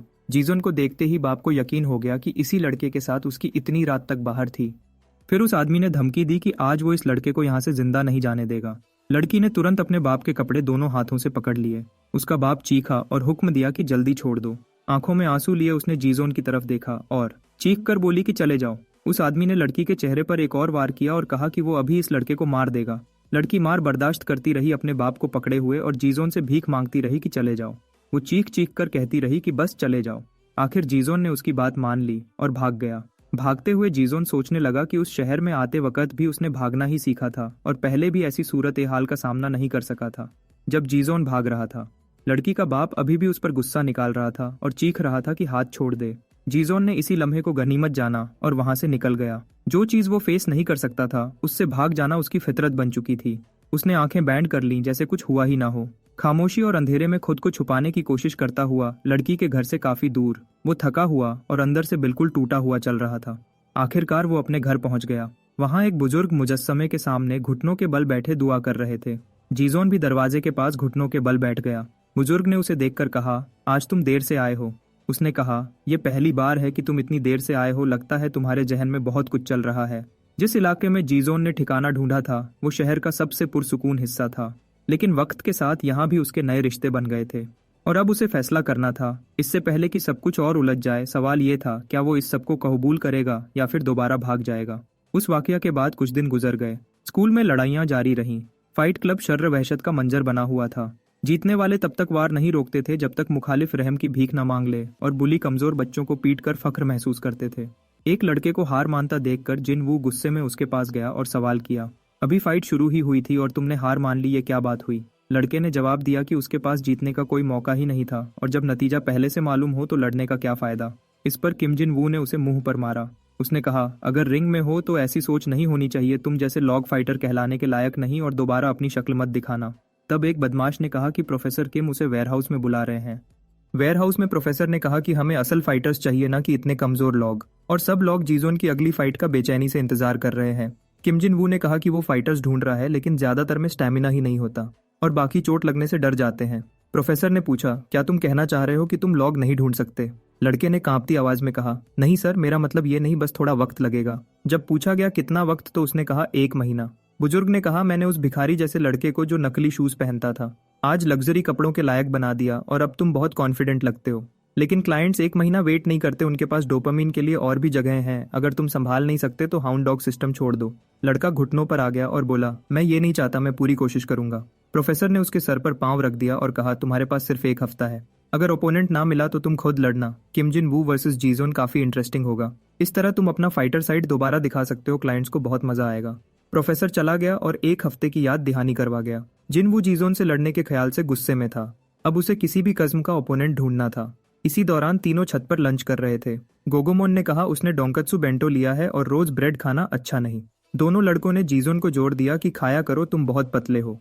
यहाँ लंच करना अब उनका रूटीन बन चुका था, क्योंकि जगह काफी सुकून वाली थी। जब जीजोन का फोन वाइब्रेट हुआ, सुंगमिन ने फौरन पूछा, क्या आर्यम है? उसने घबराकर पूछा, क्या तुम दोनों ठीक चल रहे हो? और फोन चेक करने को कहा। जीजोन उठकर थोड़ी दूर गया मैसेज देखने, जबकि दूसरा लड़का झांकने लगा। गोगोमोन ने उसके सर पर थपकी मारी और कहा, अपना काम देखो। आर्यम ने पूछा था, क्या वो बाद में कॉमिक बुक स्टोर मिल सकता है? कुछ घंटों बाद दोनों कॉमिक बुक स्टोर पहुंच गए। थोड़ी देर खामोशी रही, फिर लड़की ने हिम्मत करके कहा, अगर मैं अब ना बोलूं तो अजीब होगा। आखिर उस दिन मैं चीखी थी। मुझे अपनी आवाज से नफरत है, मेरी बात करने का अंदाज बहुत भद्दा है, जो बचपन से पिता से सीखा है। काश मैं अपनी आवाज छुपा सकती, लेकिन मुझे अफसोस नहीं, क्योंकि मैं नहीं चाहती थी तुम्हें चोट लगे। उसने बताया उसकी माँ उसके पिता का रवैया बर्दाश्त करती रही। फिर एक दिन वो और बर्दाश्त ना कर सकी और घर छोड़कर चली गई। उसके बाद सिर्फ वो और उसका बाप रह गए, और वो धीरे धीरे बोलना छोड़ने लगी। इस वजह से जो थोड़े बहुत दोस्त थे वो भी दूर हो गए। वो बात कर रहे थे कि इसी वक्त डॉयल कॉमिक बुक स्टोर में आ गए। क्लर्क ने डॉयल को बताया कि उसके दोस्त भी यहीं मौजूद हैं। आर्यम ने जीजोन को बताया कि वो हमेशा से अकेली महसूस करती थी जब तक उसने उसके बारे में अफवाहें नहीं सुनी, एक नया ट्रांसफर स्टूडेंट जो बिल्कुल नहीं बोलता था। इसीलिए वो जानना चाहती थी कि क्या उसकी कहानी भी उस जैसी है। इतने में डॉयल वहां पहुंचा और उसे हैरानी हुई कि आर्यम बोल रही थी। उसने पूछा, तुम दोबारा बात कैसे करने लगी? आर्यम थोड़ी शर्मिंदा हो गई। उसने बताया कि वो ऐसी सिचुएशन में थी जहां खामोश रहना मजबूरी बन चुका था। डॉयल ने पूछना चाहा कि वो सिचुएशन क्या थी, फिर मुस्कुराते हुए बोला, चाहे जो भी हो, मैं इस बात का शुक्रगुजार हूं कि तुम दोबारा आजादी से बात कर पा रही हो। उसने उसे मुबारक दी। खामोशी फिर से छा गई जब तक डॉयल ने जीजोन का जिक्र नहीं किया, लेकिन उसने बात को वहीं रोक दिया और कहा, जब सब यहीं हैं तो डिनर साथ कर लेते हैं। उसने क्लर्क को भी साथ चलने को कहा, यह कहकर कि कोई कस्टमर नहीं, बस ब्लाइंड्स नीचे करो और चलो। जब वो डिनर के लिए निकले, किम जिन वू गुस्से से भर चुका था। उसका दिमाग सिर्फ जीजोन से फाइट करने के ख्याल में अटका हुआ था।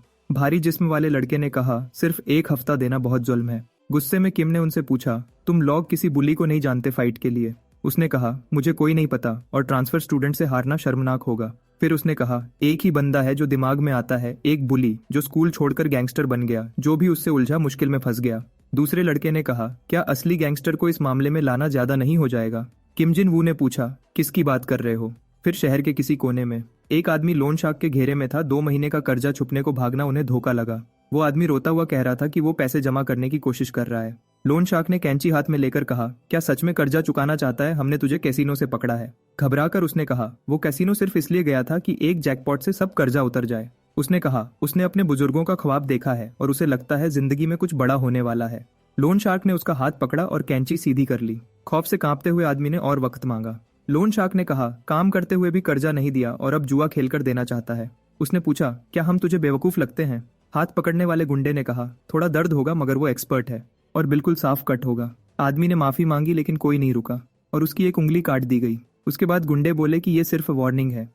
बॉस ने कहा कि जो इस वक्त हो रहा है वो बहुत अहम है। उस आदमी को 1 घंटा दिया गया पैसे लाने के लिए, उसके बाद उंगली वापस दी जाएगी ताकि दोबारा जोड़ी जा सके। उसने आदमी को वहां से भाग जाने का हुक्म दिया, फिर वो आंसुओं के साथ वहां से भाग गया। बॉस ने अपने गुंडों से पूछा, क्या वो अपनी कलेक्शन में एक और उंगली शामिल करके खुश है? गुंडे ने जवाब दिया कि उसे इस किस्म की घटिया उंगली पसंद नहीं, लेकिन उसने माना कि बहुत अरसे बाद उसने ऐसी फीलिंग महसूस की है। यही था वो आदमी जिसे भारी जिस्म वाले दोस्त ने फाइट के लिए सोचा था, जुंग गिटाए सनबे। वही जिसने उसी क्लास के एक स्टूडेंट की उंगली काट दी थी जो स्कूल बैंड में गिटार बजाता था। उसके दोस्त ने कहा कि ये बंदा पहले ही बहुत पागल था और उस वाकया के बाद उसने जुवेनाइल जेल में वक्त गुजारा और रिहा होने के बाद गैंगस्टर बन गया। किम जिन वू खुशी से पूछता है, क्या इस बंदे से मिलने का कोई तरीका है? जो डोस्ट ये ख्याल लाया था वो भी हैरान था कि सच में उसे बुलाया जा सकता है। दूसरा लड़का इस बात से बहुत एक्साइटेड था कि एक गैंगस्टर सनबे और लाजवाब ट्रांसफर स्टूडेंट के दरमियान फाइट होगी। उसने कहा वो इस पोजीशन में नहीं है कि ये सोचें कि वो गैंगस्टर है या कातिल, बस उन्हें एक्शन लेना है। इसी प्लानिंग के दरमियान चारों दोस्त डिनर के लिए बाहर निकले। ह्योंग ने शिकायत की कि उसे बाहर जाना पसंद नहीं। डॉयल ने जवाब दिया, तुम हर रोज मानवा शॉप में नहीं सो सकते। डॉयल ने कहा कि किसी जमाने में ह्योंग स्टेज पर होता था। लड़के ने कहा बहुत अरसा हो गया। आर्यम ने बीच में कहा, यह बस एक फेज था। डॉयल ने पूछा, क्या तुम बैंड में हो? क्योंकि तुम बहुत अच्छे गिटारिस्ट लगते हो। फिर उसने टॉपिक बदल दिया और पूछा, स्ट्रीट फूड चाहिए या चाइनीज? एक गाड़ी गुजरी और उन चारों को सड़क पर चलते हुए देख लिया। गाड़ी के अंदर लोन शार्क और उसके गुंडे थे। लोन शार्क ने कहा, गाड़ी रोको, मुझे यहाँ कुछ दोस्तों से मिलना है। वो गाड़ी से उतरा और कहा, मैं अभी आता हूँ। फिर वो चीखने लगा। ह्योंग का नाम लेते हुए जैसे ही करीब आया उसने कहा, पहले यकीन नहीं था, अब कंफर्म हो गया, ये तुम ही हो। जब वो मर्द पुरानी बातें करने लगा तो लड़का उसे देखकर घबरा गया। पीछे हटते हुए वो डॉयल से टकरा गया। डॉयल ने उसे पकड़ लिया और समझने की कोशिश की क्या हो रहा है। गैंगस्टर ने पूछा, क्या भूत देख लिया जो इतना डर गए हो? वो दोनों जवानों के करीब आया और कहा, तुम दोनों बहुत करीब लगते हो, अच्छी बात है। अचानक उसने पूछा, जम क्यों गए हो? मैं तुम्हें देखकर बहुत खुश हूँ। उसने कहा, बहुत अरसा हो गया, मिले हुए क्या मिलोगे भी नहीं। माफ कीजिए गिटाए सनबे। एक जवान ने माफी मांगी और कहा वो खाना खाने जा रहे हैं। फिर सूखे लहजे में बोला, अगर बात चलती रही तो भूख मर जाएगी। किटाई कुछ लम्हों के लिए खामोश रहा। फिर मुस्कुराते हुए उसने अपना वॉलेट निकाला और खाने के पैसे ऑफर किए, कहते हुए बहुत वक्त हो गया है। उसने पैसे जवान के पॉकेट में रखे और कहा, मीट खाना स्टूडेंट्स के पास आमतौर पर पैसे नहीं होते। ब्योंगू की तरफ देखकर गिटाई बोला, लगता है हमारी किस्मतें बार बार टकरा जाती हैं।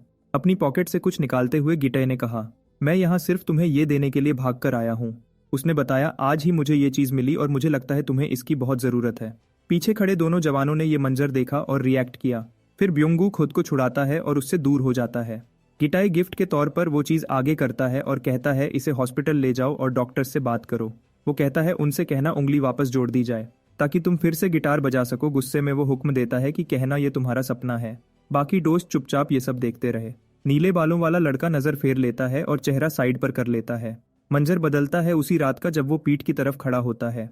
कोई उसे पुकारता है जीजोन नाम लेकर। आदमी पूछता है, क्या तुम इस मोहल्ले की आदत डाल चुके हो? लगता तो नहीं। और फिर मशवरा देता है कि जो तुम्हारे करीब आते हैं उनका शुक्र अदा करो।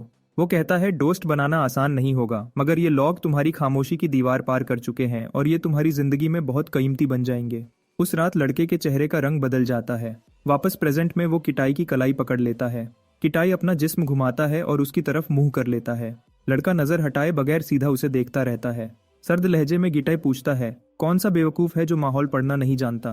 फिर जीजोन गिटाई को पकड़ने की कोशिश करता है, लेकिन गिटाई उसकी कलाई पकड़ लेता है और पूछता है, इतनी बदतमीजी की हिम्मत कैसे हुई? फिर उसका हाथ पकड़े हुए गिटाई कहता है, कम अज कम तुम्हारी उंगलियां खूबसूरत हैं। बेपरवाह लहजे में धमकी देता है, अगर दोबारा बीच में आए तो अपनी उंगलियां भी खो सकते हो। उसका हाथ छोड़कर वो पूछता है, समझ आए या नहीं? लड़का एक कदम पीछे हट जाता है जबकि गिटाई उसे गाली देता है। वो पूछता है, क्या तू मसला ढूंढ रहा है? और उसे घमंडी कमीना कहता है। पीछे गाड़ी का हॉर्न बजता है और वो पल भर के लिए सड़क की तरफ देखता है। जमीन पर गिरे ब्योंगू की तरफ देखकर वो पूछता है, सपनों के बगैर जिंदगी कैसी होती है? मजाक उड़ाता हुआ गिटाई सबको अच्छे खाने की दुआ देता है। फिर बेफिक्री से चलते हुए वो सड़क के नीचे की तरफ चला जाता है। दूसरी तरफ ब्योंगू घुटनों के बल गिरकर जमीन पर ढेर हो जाता है। उसका दोस्त भागकर उसके पास आता है और चीखता है, ब्योंगू। जमीन पर लेटे हुए ब्योंगू पूछता है, क्या बाकी सब ठीक है? ग्रुप उसके करीब आ जाता है। उसे घेर कर उठाते हुए वो सब खड़े होते हैं। ब्योंगू कहता है कि वो सब कुछ अब पास्ट हो चुका है। कहता है कि अब वो ठीक है और मशवरा देता है कि वापस चलें, बाद में कभी और खाना खा लेंगे। होंठ में पियर्सिंग वाला लड़का उसे आवाज देता है, ब्योंगू। रूफटॉप पर कैंग डॉयल अपनी बेबसी पर अफसोस करता है और सिर्फ जमकर रह जाता है और चीख के कहता है कि वो कुछ भी नहीं कर सका और आखिर में कुछ भी नहीं बदला। हैरान होती हुई लड़की पूछती है कि वो आदमी कौन था। जवान सीधा जवाब देता है, वो जुंगी ताए था जिसने ब्योंगू की उंगली काट दी थी जब वो गिटार बजा रहा था। जीजोन ऐड करता है कि उसने ये सब सिर्फ अपने दोस्त का ख्वाब तबाह करने के लिए किया। सब कुछ इसलिए हुआ क्योंकि ब्योंगू ने उस गलीज आदमी के गैंग एक्ट्स रोकने की कोशिश की थी। मंजर पास्ट में शिफ्ट होता है और एक म्यूजिक रूम दिखाया जाता है। उस वक्त गिटाई एक लड़की को चाकू दिखाकर धमका रहा होता है। उसे चुप रहने का हुक्म देता है वरना जान से मार देने की धमकी देता है। पीछे से उसे पकड़ते हुए ब्योंगू चीख कर कहता है, जुंग गिताए रुक जाओ। गिटाए छूटने की कोशिश करता है और ब्योंगू की गुजारिश को इग्नोर करता है। फिर गिटाए चाकू से उस पर हमला करता है। ब्योंगू अपना चेहरा बचाने के लिए हाथ उठा लेता है। गिटाए अपना जिस्म घुमाता है और घूमकर पूछता है कि आखिर उसने बीच में दखल क्यों दिया। लगातार चीखते हुए पूछता है कि सामने वाला इतना इंटरप्ट क्यों कर रहा है। फिर वो उसे वार्न करता है कि सिर्फ गिटार बजाने की वजह से अपने आप को बेहतर ना समझे। सीधी नजरों से देखते हुए ब्योंगू कहता है कि जुंगी ताए यहाँ रहने का हक नहीं रखता। वो कहता है कि ये जगह ख्वाबों के लिए है और गिटाए उन्हें बर्बाद करता है। वो ये भी कहता है कि जो दूसरों को अपनी खुदगर्ज ख्वाहिशों के लिए कुचलता है उसे ख्वाब देखने का भी हक नहीं। घबराकर और गुस्से में गिटाए पूछता है कि ये कौन सी बकवास कर रहा है। चाकू उठाकर वो ख्वाबों के कॉन्सेप्ट को सख्ती से रद्द करता है और दरवाजे पर जमा स्टूडेंट्स की तरफ मुड़कर चीख कर पूछता है कि क्या देख रहे हो। वो चीखता ही रहता है। डी उन्हें वहां से निकलने का हुक्म देता है। सबको धमकाता है कि उन्हें टुकड़े टुकड़े कर देगा। रास्ता छोड़ने का गुस्सा दिखाता हुआ भीड़ को धकेलता है और कॉरिडोर से निकल जाता है। फिर स्टूडेंट्स भागकर ब्योंगू के पास आते हैं और उसे संभालते हैं। उनमें से एक टीचर को बुलाने के लिए चीखता है। प्रेजेंट में वापस आकर जीजोन बताता है कि उस दिन के बाद ब्योंगू कभी स्कूल वापस नहीं आया और उसे लगा कि कहानी यहीं खत्म हो गई। लेकिन 2 हफ्ते बाद इससे भी ज्यादा खौफनाक वाकया हुआ। बैंड रूम से एक तेज चीख गूंजती है। पास्ट में ब्योंगू कॉरिडोर में आवाज सुनकर जम जाता है। दरवाजा खोलकर जीजोन ब्योंगू का नाम पुकारता है। दूसरी तरफ प्लायर हाथ में लिए गिटाए कहता है कि अपनी बर्तरी वाली हवा बरकरार रखे। रूम में दाखिल होते ही ब्योंगू सुनता है कि गिटाए उसे आगे बढ़ने का हुक्म देता है और कहता है कि ख्वाब की हकीकत देख। फिर गिटाए बगैर ख्वाबों वाली जिंदगी पर चीखता चिल्लाता है। फ्लैशबैक में जीजोन बताता है कि वो ये मंजर देखकर दोबारा जम गया था। दूसरे लड़के पर बैठा हुआ गिटाए मुड़कर डॉयल से पूछता है कि वो कब आया और खड़ा होते हुए वो कहता है कि अब उसे सुकून महसूस हो रहा है। फिर वो जीजोन को धमकी देता है कि अगर उसने किसी को भी बताया तो उसका अंजाम भी यही होगा। लड़के के चेहरे पर हाथ फेरते हुए गिटाए उसे छूता है और अलविदा कहकर चला जाता है और जीजोन को वहीं बेहरकत छोड़ देता है। प्रेजेंट में वापस आकर जीजोन बताता है कि उस वाकया के बाद जोंग गिटाए ने स्कूल छोड़ दिया था। वो बताता है कि दूसरे लड़के को रिफॉर्म स्कूल भेज दिया गया जहां वो गैंगस्टर बन गया। जीजोन तस्दीक करता है कि अब वो एक क्रिमिनल ऑर्गेनाइजेशन के लिए लोन शार्किंग करता है। वो कहता है कि आज वो जो कुछ भी बना है सिर्फ जुंग गिटाई की वजह से बना। पुरजोश लहजे में जीजोन कहता है कि जो शख्स दूसरों के ख्वाब तोड़ता है उसे आजाद नहीं छोड़ना चाहिए। फिर वो घुटनों के बल रोकर कहता है कि वो मजबूत बनना चाहता था ताकि ब्योंगू जैसा दर्द उसे महसूस करवा सके। लेकिन वो फिर से जम गया। धीमी आवाज में मानता है कि उसे लगा वो स्ट्रांग बन चुका है लेकिन आखिर में कुछ भी नहीं बदला। लड़की पूछती है, क्या इसीलिए तुम जीजोन को चाहते थे? तस्दीक में जीजोन बताता है कि सामने वाला एक गैंगस्टर है, इसीलिए उसने लॉक जमा करने का सोचा। उसका मकसद उसे फोर्स से झुकाना और उस बास्टर्ड को उसके अमाल की सजा देना है। फिर रूडली जीजोन कहता है, इसीलिए मुझे जीजोन चाहिए। खामोशी में वो एक लम्हा बिल्कुल बेहरकत रहता है। बाद में वो लड़की के साथ सड़क पर चलता है। वो कहती है कि वो हालात समझती है लेकिन याद दिलाती है कि सामने गैंगस्टर है। वो पूछती है कि क्या बदला लेना बहुत ज्यादा खतरनाक नहीं होगा। डॉयल की कहानी का एक हिस्सा उसे बहुत गहरा छू गया था। ये ख्याल कि जो शख्स किसी का ख्वाब तोड़ता है उसे आजाद नहीं रहना चाहिए। बिना नजर हटाए चलते हुए जीजोन कहता है कि यह पर्सनल बदला नहीं बल्कि इंसाफ है। एक और वक्त एक लड़की येना को याद दिलाती है कि उसकी बर्थडे करीब है। क्लासमेट पूछती है क्या उसने डेट याद रखी है और क्या वो पार्टी देगी और कहाँ देंगे। फिर वो पूछती है क्या येना जीजोन को भी बुलाएगी और दिल में सोचती है कि शायद वो अजीब महसूस करे। लेकिन उसकी दोस्त तसल्ली देती है कि वो उसकी बर्थडे पर उसे इग्नोर नहीं करेगा। गैंगस्टर जुंग गिटाई का प्रेजेंट एंट्रेंस या जीजोन के अंदर जस्टिस वर्सेस रिवेंज कॉन्फ्लिक्ट को और डीप ले जाते हैं। फिर उसकी फ्रेंड विंडो की तरफ इशारा करती है और बताती है कि जीजोन बाहर खड़ा है। बाहर कोर्टयार्ड में जीजोन आर्यम के साथ चल रहा होता है। एक लड़की पूछती है क्या ये नेक्स्ट क्लास वाली हन आर्यम नहीं है जो बोलती नहीं। 2 लड़के उन दोनों के पास आते हैं और गुड मॉर्निंग कहते हैं। येना को बुरा लगता है और वो सोचती है कि आर्यम इतनी अटेंशन का मरकज क्यों बन रही है। फिर वो मुंह फेरकर खुद से कहती है कि मुझे क्या फर्क पड़ता है। बाद में कुछ लड़के जीजोन से कहते हैं कि उनके लिए स्कूल लंच ले आए। वो कहते हैं कि सिर्फ ब्रेड से पेट नहीं भरता। इसी वक्त आर्यम दरवाजे पर आती है और एक लड़का पूछता है कि वो क्यों आई है। बैग पकड़े आर्यम कहती है कि वो उनके साथ लंच करना चाहती है। जीजोन उसे देखकर थोड़ा हैरान होता है। एक लड़का तुरंत कहता है कि हाँ बिल्कुल कर सकती है। फिर वो आर्यम को घूर कर देखता है और पूछता है कि क्या तुमने अभी बात की है और ये क्या हो गया है। लड़के पैक्ड लंच देखकर खुश हो जाते हैं और पूछते हैं क्या ये तुमने खुद बनाया है। आर्यम उन्हें खाना ऑफर करती है और वो खुशी से ले लेते हैं। दूर से येना उन तीनों को देखती रहती है। दूसरी तरफ गिटाई फोन पर होता है। वो एक औरत से बात कर रहा होता है, डेडलाइन कंफर्म करता है और पैसे ट्रांसफर करने को कहता है। जब औरत बताती है कि उसका हस्बैंड वापस आ रहा है तो गिटाई फोन बैंड कर देता है। वो आगे चलकर एक दरवाजे के पास पहुंचता है। दरवाजे पर लगा हुआ बिजनेस कार्ड देखता है और उठा लेता है। अंदर जाकर अपने बॉस को बताता है कि मैं वापस आ गया हूँ। 3 जवान लड़के उसे घूर कर देखते रहते हैं। वो बात करते हैं कि ये कितना स्ट्रांग है और इसने कार्ड भी उठा लिया। एक कहता है क्या गैंगस्टर को रिक्रूट करना सही आइडिया है। दूसरा कहता है डर की कोई बात नहीं, ये सोसाइटी का कचरा है। एक आदमी धीरे से मुड़ता है और पूछता है, तुमने क्या कहा? वो दोबारा बोलता है, कैंसर ऑफ सोसाइटी कचरा। किम जिन वू ये सुनकर पलट कर देखता है। रूम का बॉस हैरानी से पूछता है, ये लड़के कौन हैं? उसका बंदा बताता है कि ये गैंगस्टर्स के बारे में बात कर रहे थे। बॉस पूछता है, क्या ये हमें कह रहे थे? लड़का डिफेंसिव अंदाज में कहता है, हम तो छोटे बिजनेस ओनर्स हैं, टैक्स देते हैं। बॉस पूछता है, फिर हम तुम्हें गैंगस्टर क्यों लगते हैं? लड़का चुप हो जाता है। दिल में वो सोचता है कि ये तो बिल्कुल गैंगस्टर जैसे ही लगते हैं। बॉस पास आकर पूछता है, चुप क्यों हो और क्या अकेले होने आए हो? लड़का पीछे हटकर जल्दी से इनकार करता है। गिटाई बिजनेस कार्ड दिखाता है और पूछता है, क्या ये तुम्हारा है? लड़का हाँ कहता है और बताता है कि वो इसीलिए आए थे कि ये कार्ड दें। गिटे कार्ड को देखकर पूछता है कि ये हाउंड डॉग क्या चीज है? बॉस उसकी बात काटकर कहता है कि उसने ये नाम पहले ही सुना हुआ है। बॉस बताता है कि वो इस नाम से वाकिफ है। रूम में मौजूद एक और आदमी कहता है कि यह डक का बिजनेस है। बॉस कंफर्म करता है कि डक का काम गैम्बलिंग का है। वो बताता है कि ये एक जगह होती है जहां फाइट्स पर बेट्स लगती हैं। यंग मैन हाँ में सर हिला देता है। इस बात से समझ आ जाता है कि वो स्किल्ड लोगों को रिक्रूट करते हैं ताकि पैसा कमाया जा सके। किम सोचता है कि क्या हाउंड डॉग चलाने वाले असल में गैंगस्टर्स हैं। फिर उसे एहसास होता है कि वो खुद एक गैंगस्टर के बिजनेस का हिस्सा बन चुका है।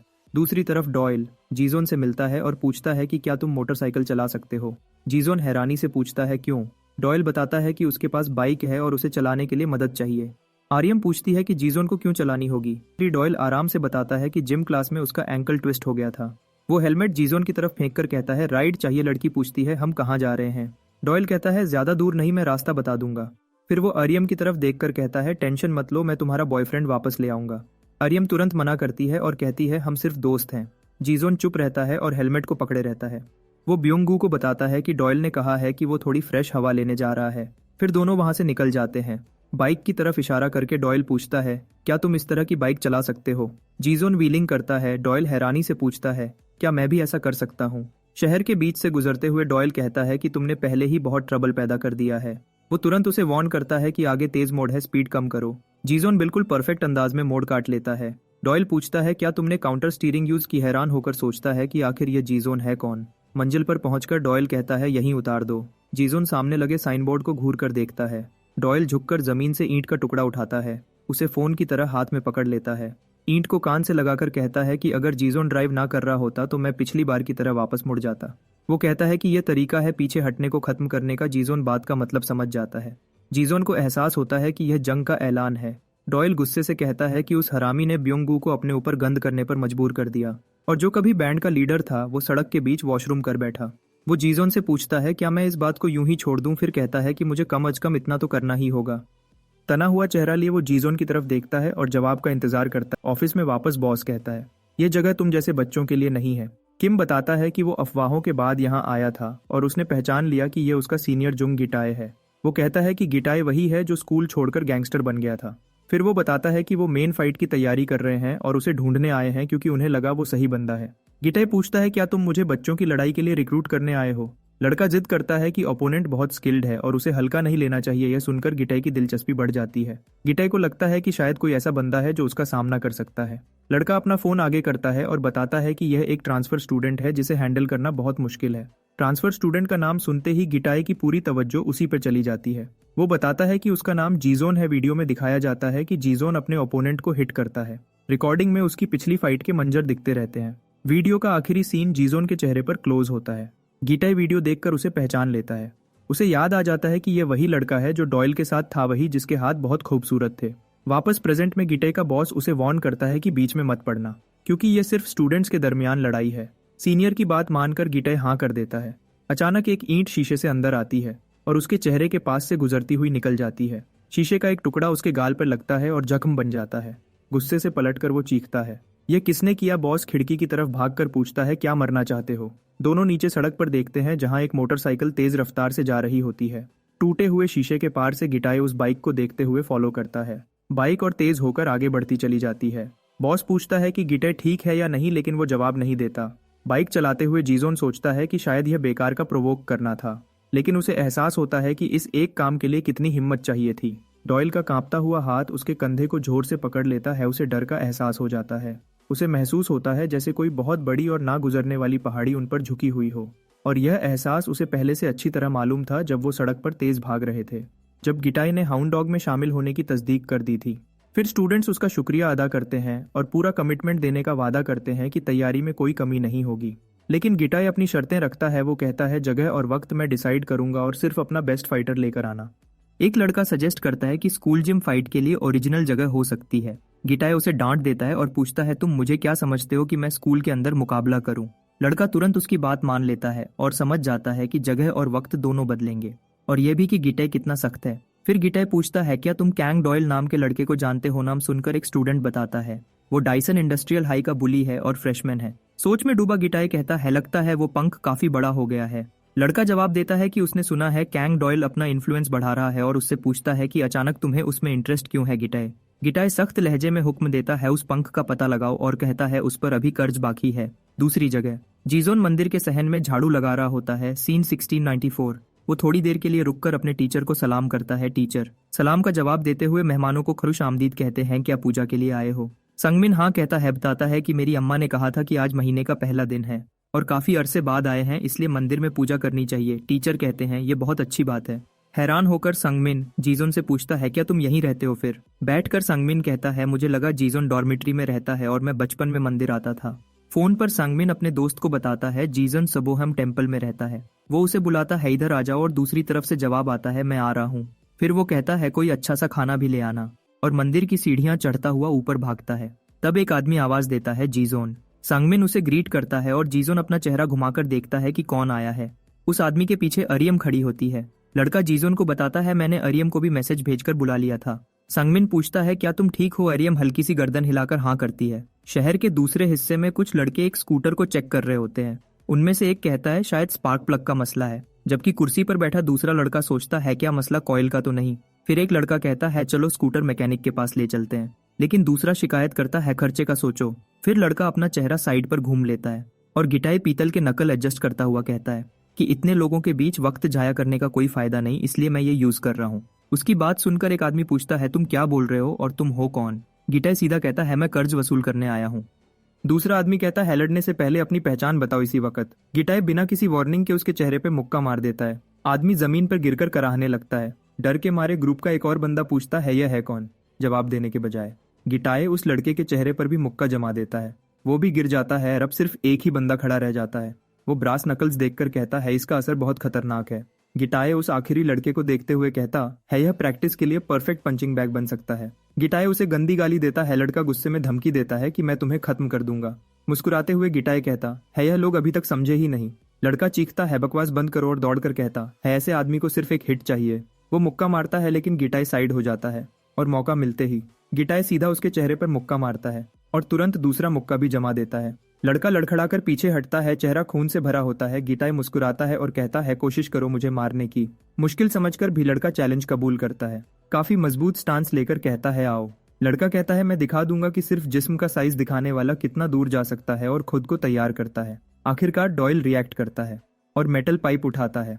वापस उस मंजर में ग्रीन ट्रैक सूट वाला आदमी पहले ही जमीन पर पड़ा होता है।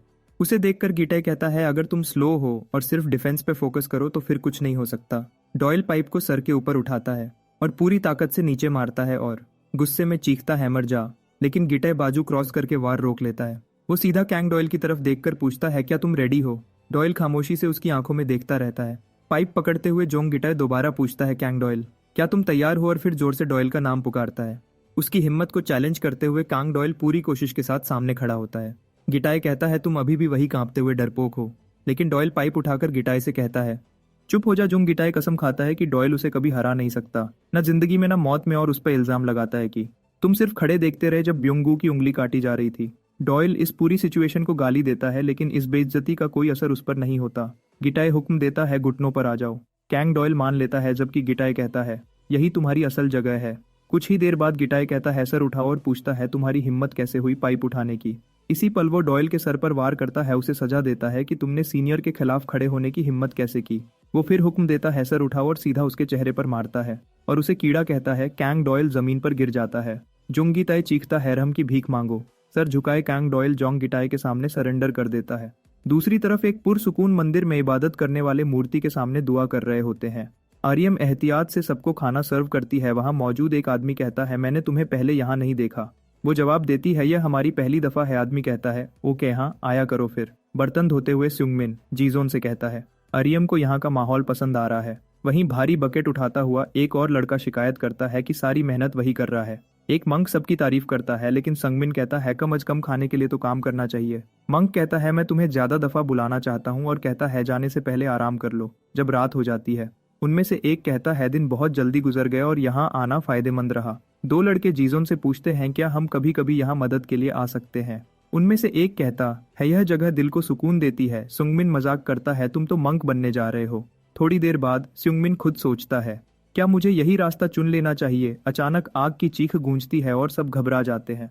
जीजोन और उसका दोस्त बाहर भागते हैं, ये देखने के लिए कि शोर कहाँ से आ रहा है। एक मंक पहले ही आग बुझा रहा होता है। कोई कहता है शायद सिगरेट के बट की वजह से आग लगी। एक आदमी लोगों की लापरवाही पर अफसोस करता है।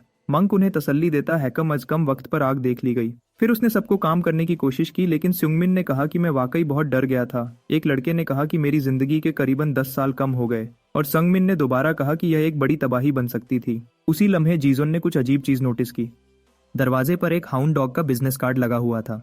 एक लड़के ने कार्ड की तरफ इशारा करते हुए कहा कि यह पहले यहाँ नहीं था। उसी वक्त कैंग डॉयल का जख्मी साया नजर आया, जो जीजोन से भीख मांग रहा था कि मेरे पास मत आना। कैंग डॉयल बार बार गुजारिश करता रहा कि जीजोन उसके करीब ना आए।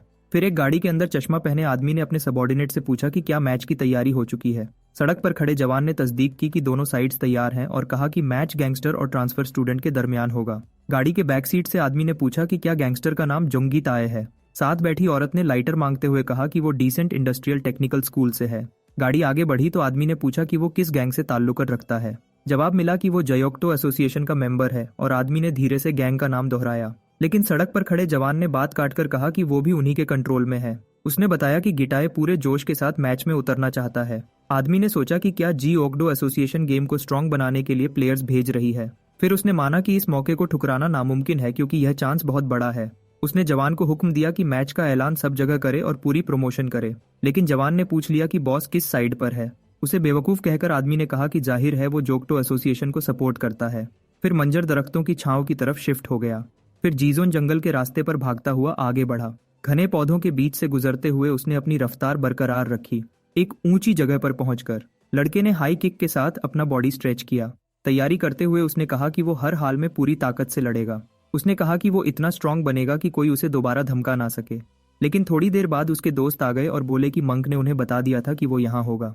एक ने कहा कि चढ़ाई का सफर वर्थ था, और दूसरा चॉकलेट मांगने लगा।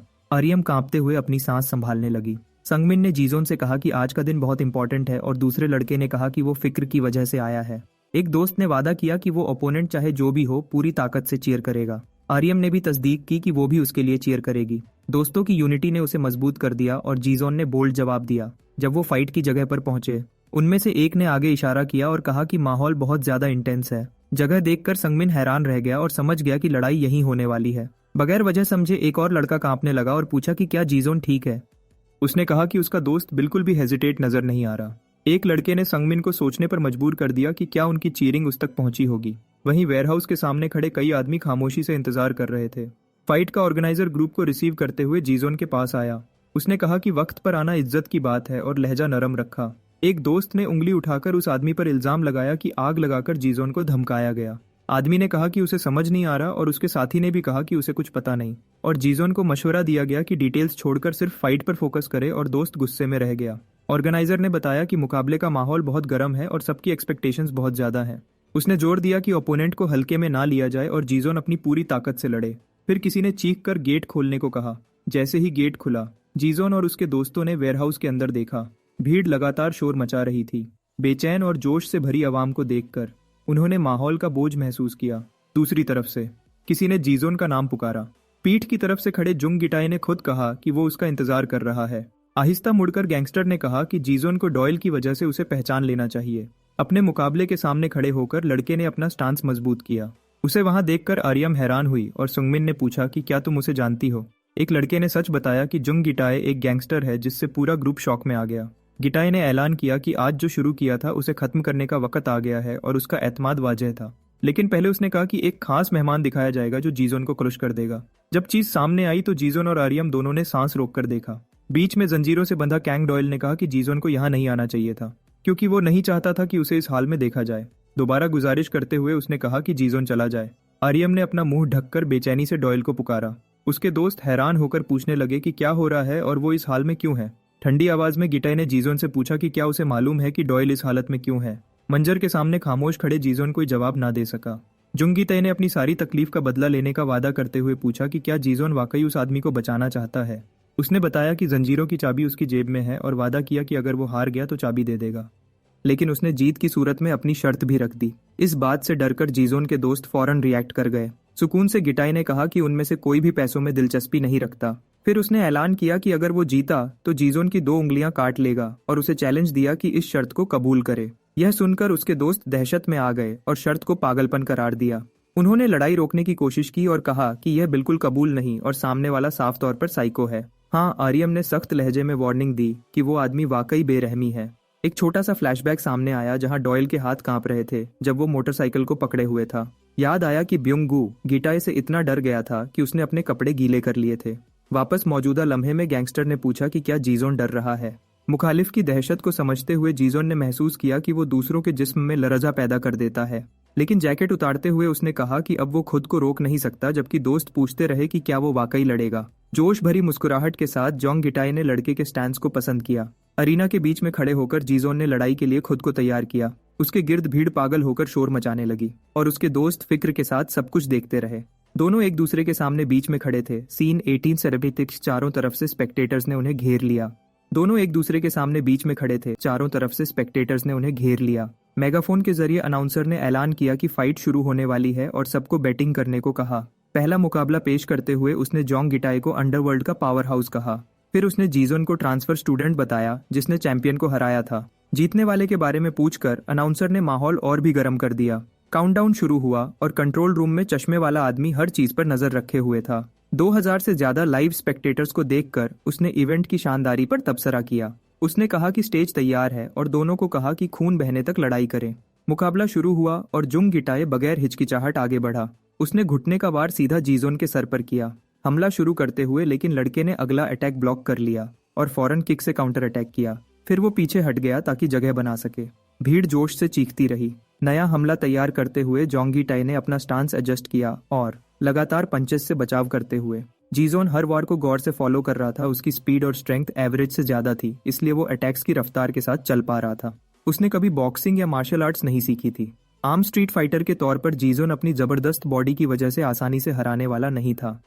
फिर जुंग गिटाई ने गुस्से में चिल्लाया, क्या तुम डर गए हो? बिना रुके आगे बढ़ता हुआ जीजोन ने सीधा पंच अगेंस्ट ओपोनेंट की पसलियों पर मारा। असर महसूस करते ही उसे समझ आ गया कि वॉर बिल्कुल साफ और इफेक्टिव था।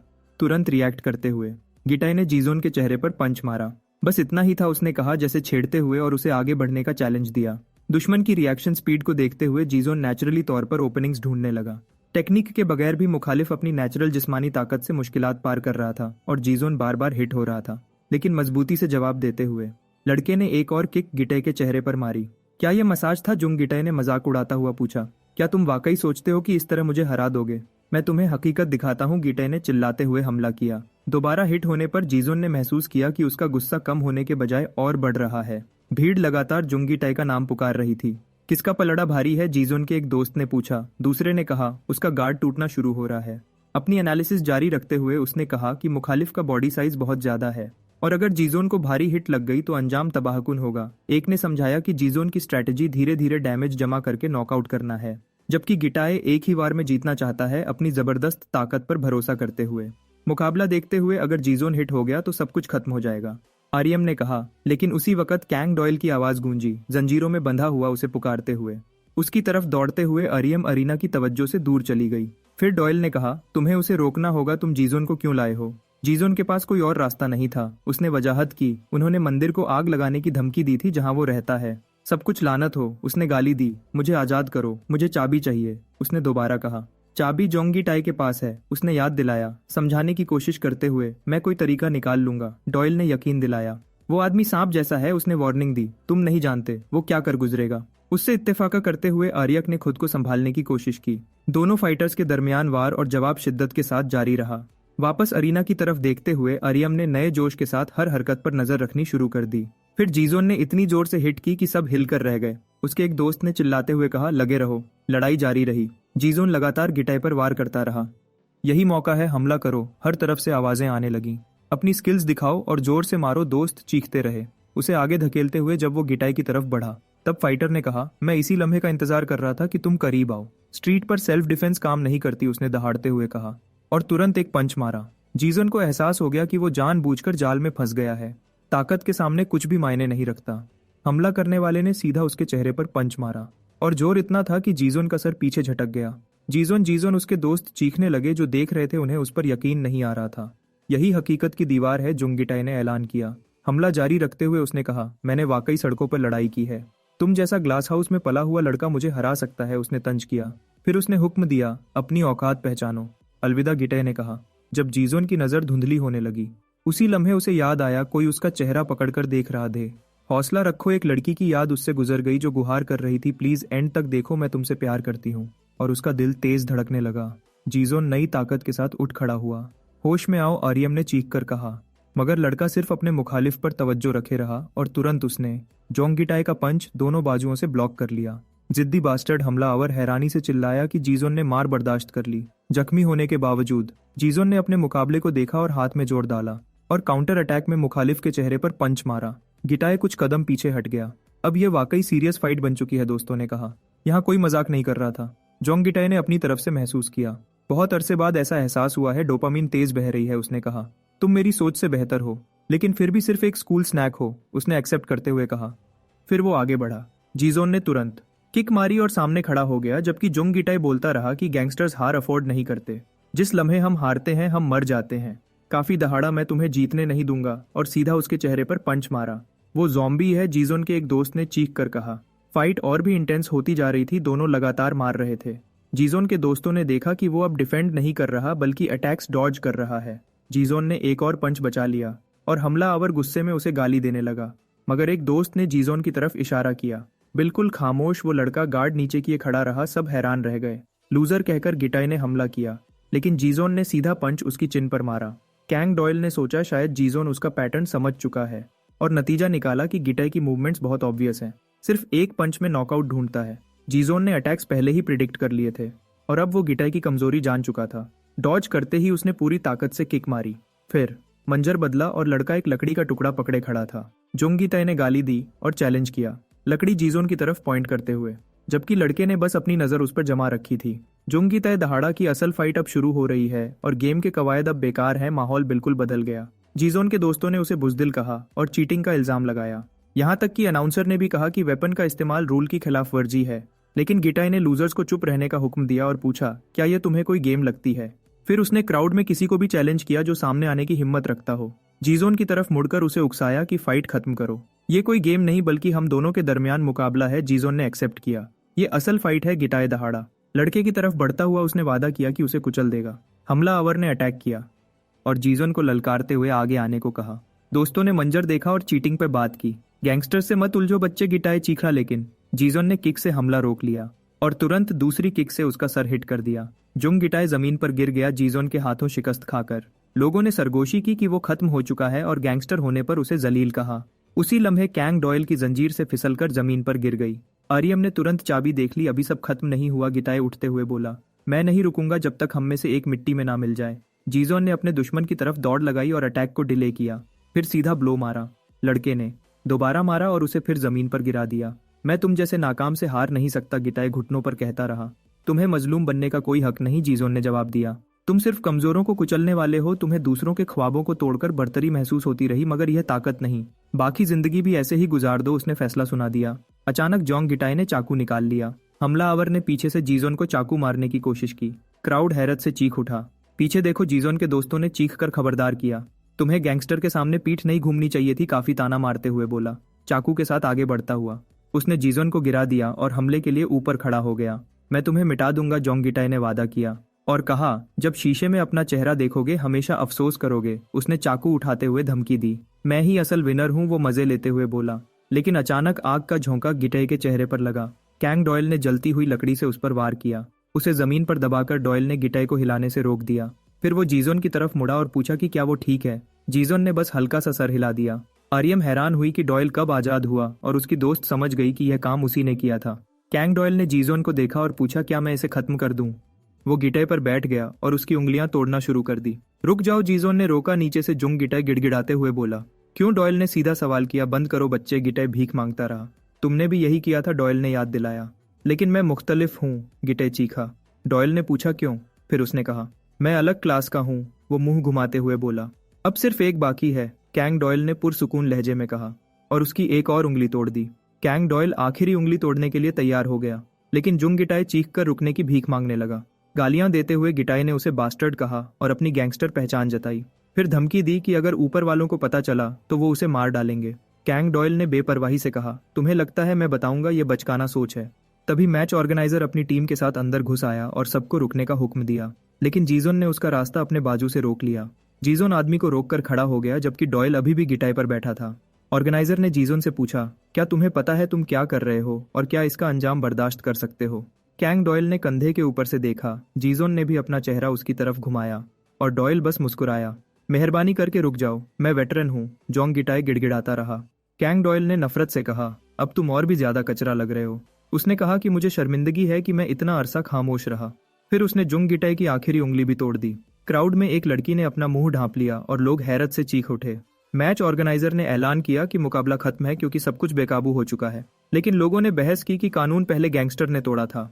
एक जुआरी जिसने गैंगस्टर पर पैसा लगाया था, उसने भी जीजोन की जीत मान ली। जल्द ही पूरी क्राउड जीजोन की जीत के नारे लगाने लगी।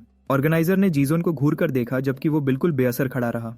उसके दोस्त चीख कर बोले। सबने उसकी हार देखी और क्राउड लगातार जीजोन का नाम पुकारता रहा, जबकि वो डॉयल के साथ खड़ा होता है। जीजोन अपने कंधे के ऊपर देखता है।